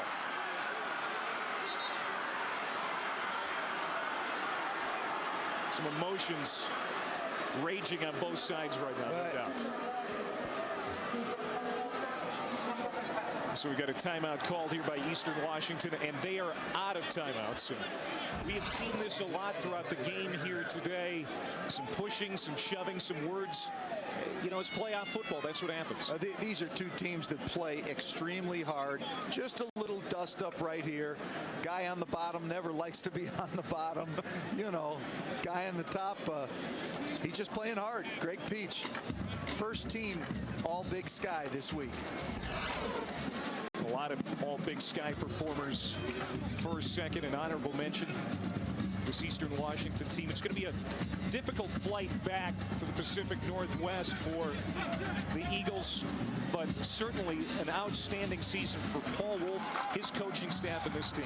Well, there's a lot of positives clearly that are going to come out of it. Getting to the quarterfinals again, you got some very good young players on the team. They'll grow from this experience.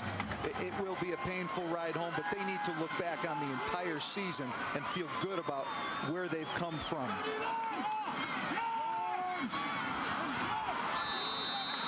Elder hands off again to Moore on 3rd down and 6, and it's going to bring a 4th down. Probably punting situation here, maybe not.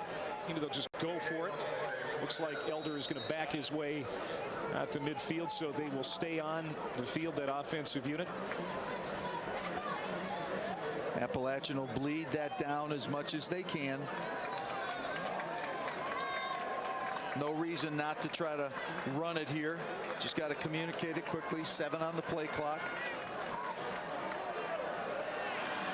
Play clock down to 2, and the snap with 1 second to go. Elder's going to pass, and it's tipped at the line and lands incomplete. And Eastern Washington will take over on downs with just over 2 minutes to go. Good job up front by the defensive front, being able to get their hands up. Looks like it was Lance Witherspoon with the deflection. Just playing devil's advocate here.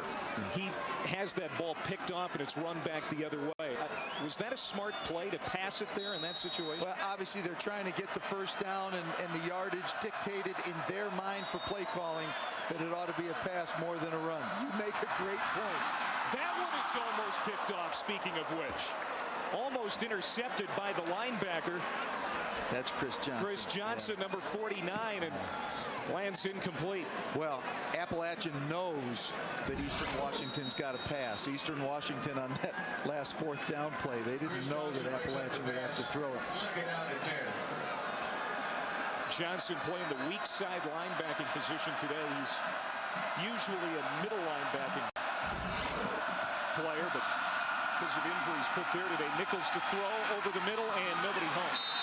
And it's incomplete. The clock stops at 2:03. Got to give a lot of credit to the Appalachian defense. John Wiley, the defensive coordinator, has done a terrific job knowing coming into the game it was a absolutely explosive Eastern Washington offense coming here to play in the quarterfinal game. There's been good coverage, decent pressure. They've done a terrific job. Crowd on its feet and appreciative here in the final minutes of this one. They can feel a victory. High snap, Nichols rolling out. On 3rd and 10, needs to convert here and does. Caught by the receiver, that's Brinson Brown. Justin Wose made the stop. It's a gain of 11, so Eastern Washington will get another set of downs. Jerry Moore, the head coach at Appalachian State. There he is on the sidelines in his 19th year. He's won the National Coach of the Year award the last 2 years. And he's still probably nervous knowing Jerry.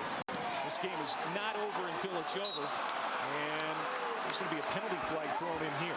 This will either be defensive holding or defensive pass interference. It'll be against Justin Wose.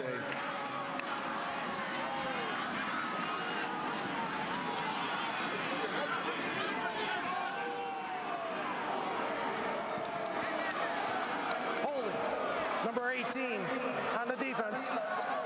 Penalty occurred during a forward pass on an eligible receiver, 10 yards from the line of scrimmage, first down. If you're a head coach like Jerry Moore, you know you've got this game, for all intents and purposes, in the bag, but you're not in the locker room yet. Does that just kill you? Well, the way that their defense is played, you just live for the next down. The ball did advance via penalty, but you live for the next down, and you... Oh, he's almost picked up by Wose there. And you get plays like that. Yeah. 2nd and 10 coming up. Yeah, Wose needs to be a little bit careful over on this sideline. This is his alignment side of the defense. He just needs to be a little bit careful and not give his attention to the Eastern Washington players on the sideline.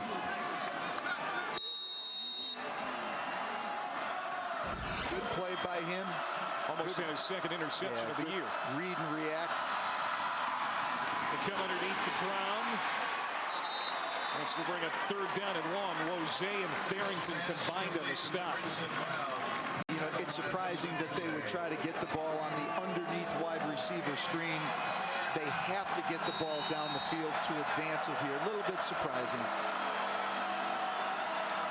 Nichols has not been as sharp down the field, obviously, and maybe that's why the coaches feel we got to give him something better underneath. Let the receiver do the work. They've got to get a 1st down. They need to get to the 34-yard line. Pass, drop. Off the hands of the intended receiver, Shane Eller, and that will bring up 4th down. Obviously, they have to go for it. Yeah, and again, that's like some of the other passes that we've seen today from Nichols. It's not quite where it needs to be. A little bit too far forward. The receiver a little bit hesitant as to how far should I take it inside. Combination of the two makes it look like an inaccurate pass. This is the game. And getting out of bounds is Aaron Boyce with the 1st down with 57.9 seconds to play. Again, they need to try to take a shot or get 1 or 2 big chunks here. They moved the launch point again. Had a great block on the edge by Morris out of the backfield, blocking the end man on the line of scrimmage. Nice clean throw for the quarterback to Boyce.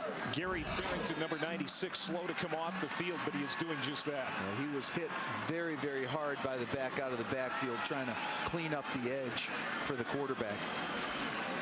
So Matt Nichols has a fresh set of downs, but right now it's all about getting in that end zone as quickly as possible.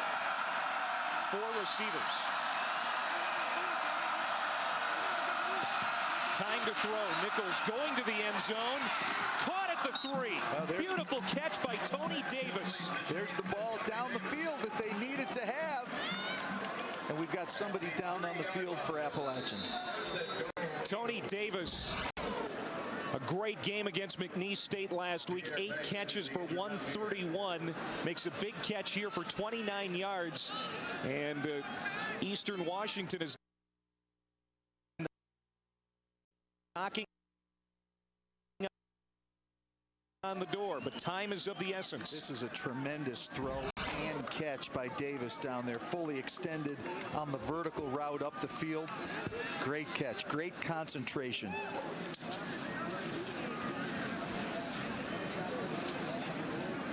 And we're trying to figure out who the player is down on the field. Davis a little shaken up too as he has made his way to the sideline. The Appalachian State player is Pierre Banks, the junior linebacker, but he is also on his feet. You know, that's been the good thing here today, Jim. Every player that has been down has come up and walked off on his own power. For whichever one of the teams will advance, that's really key, because all hands got to be on deck for next week's game. So first down and goal, 50 seconds to go in this football game. 23 for 39 on the day. The yardage is really what's way off his normal pace. They've got to get in. They got to get in quickly. High snap, lob to the end zone. Boyce is there, but he caught it out of bounds. A little bit too strong on the throw. Good coverage by Woze. 11 seconds taken off the clock on that one play. It was at 50. It's down now to 39. That didn't seem like 11 seconds. No, that's a lot of time for a fade. Clock starts again. Nichols wants to run and now throws. It's incomplete. It looked like he may have been hit as he threw. He was. Yeah. And it's going to be an incompletion. The clock will stop. 34 seconds to go. Hit by Dan Finnerty. Great effort by the defensive lineman to chase and get on the quarterback's arm. Finnerty playing through some shoulder problems. Passer was outside the pocket, and the ball crossed the line of scrimmage. So it is an incompletion. There's another look. Yeah, I don't know why fans are unhappy with this. It's definitely a legal forward pass. But being outside of the box, he's allowed to get rid of it. Empty backfield. Fake pitch. Nichols wants to throw. Man open, caught, touchdown. Caught by Matt. Check that, Nathan Overbay. Or no, is it Matt Martin, number 82? You bet. Number 82, Matt Martin with the touchdown catch. And Eastern Washington has pulled to within 4.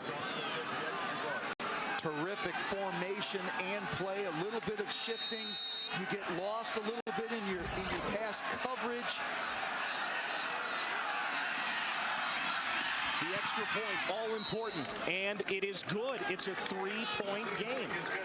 38-35, 28.4 seconds to go, and you know that the Eagles will attempt another onside kick.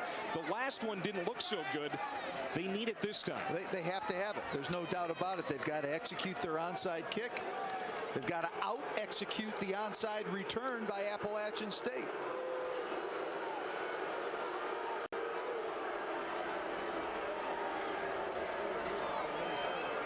It's no surprise in this game, Clay, actually, that this is coming down to special team stuff. Right. We've seen some great special teams executions today.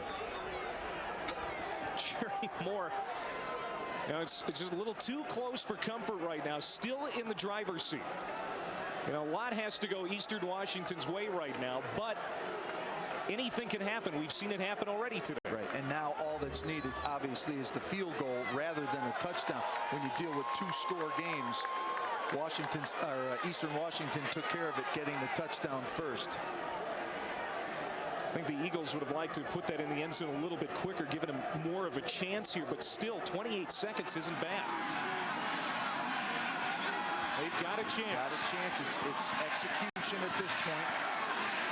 Felipe Macias, number 96, junior college transfer, who won the kicking job this year, has attempted one onside here today, and it didn't go 10 yards. And now Appalachian State wants a timeout. First charge timeout. And now, obviously they're going to get that good hands team out there for App State. What are they going to be talking about over on the sideline? Well, on both sides. What they just saw by the alignment for this second onside attempt is the same formation used the first time. It's a bunch. So now that they've seen it and have found out Eastern Washington doesn't have a different alignment, now they can bring the Appalachian return team over and say, listen, here's what they did before, here's what it looked like. You've got to be ready for the wave of blockers coming at the middle of our return, and it looks like it would be the kicker trying to recover the ball. Appalachian can attempt to redeploy their front. What you want to be able to do is match your width with the width of the kick team. If they're bunched, you need to be closer. Look at that special team stuff today. Eastern Washington, unbelievable. 86-yard return that set up a touchdown, a 51-yard touchdown run off a fake punt, and then another kick return brought back for a score from long range. Here's Macias, the extra point. This is going to go 10. No! I thought that Appalachian State touched it before it did go 10. Which they can. They can. I take it back. They cannot. And I think Paul Wolf saw what we saw. And this is unfortunate. I don't think that went 10 before App State touched it. Chase Laws, number 11, pulled it in, and Appalachian State. Now, you make the call at home. Did this go 10 before it was touched? No. Boy, oh boy. He had Chase Laws had breached the 40-yard line, or it looked like it from our angle. And there is no replay in these playoff games until the championship round. I think next week. Semis, okay, yeah. Until the semis. What a break for Appalachian State. There will not be a last-second field goal attempt to tie it up because Eastern Washington has run out. Great season, though, for Paul Wolf and the Eastern Washington Eagles, but they're going to come up short here in Boone as Appalachian State has moved on. The first team to do so to the semifinal round. Northern Iowa ahead of Delaware right now in the first half. That big game between Wofford and Richmond coming up tonight at 7 o'clock Eastern time. And Jerry Moore and his Appalachian State Mountaineers move on as they continue their quest for an unprecedented third straight national championship. We're going to take a break here in Boone, and we're going to come back to wrap it up after this timeout. 38-35, the Mountaineers move on. Jim Hoffer, Clay Matvick back here in Boone, and for the second straight week in the postseason, it wasn't easy for Appalachian State, but the defending champs are moving on. 3-point victory today, 1-point victory last week. Champions tend to find a way to get it done. They had a big lead. I'll tell you, give a lot of credit to Eastern Washington to fight and claw and find their way back in this game right at the very end. They will have a vested interest in that game kicking off at 7 Eastern tonight between Wofford and Richmond. They will get the winner of that one. 38-35 the final. The two-time defending national champs in the FCS have gone on to the semifinals with a victory here today over Eastern Washington. For Jim Hoffer and our entire crew, I'm Clay Matvick. Good night from Boone, North Carolina.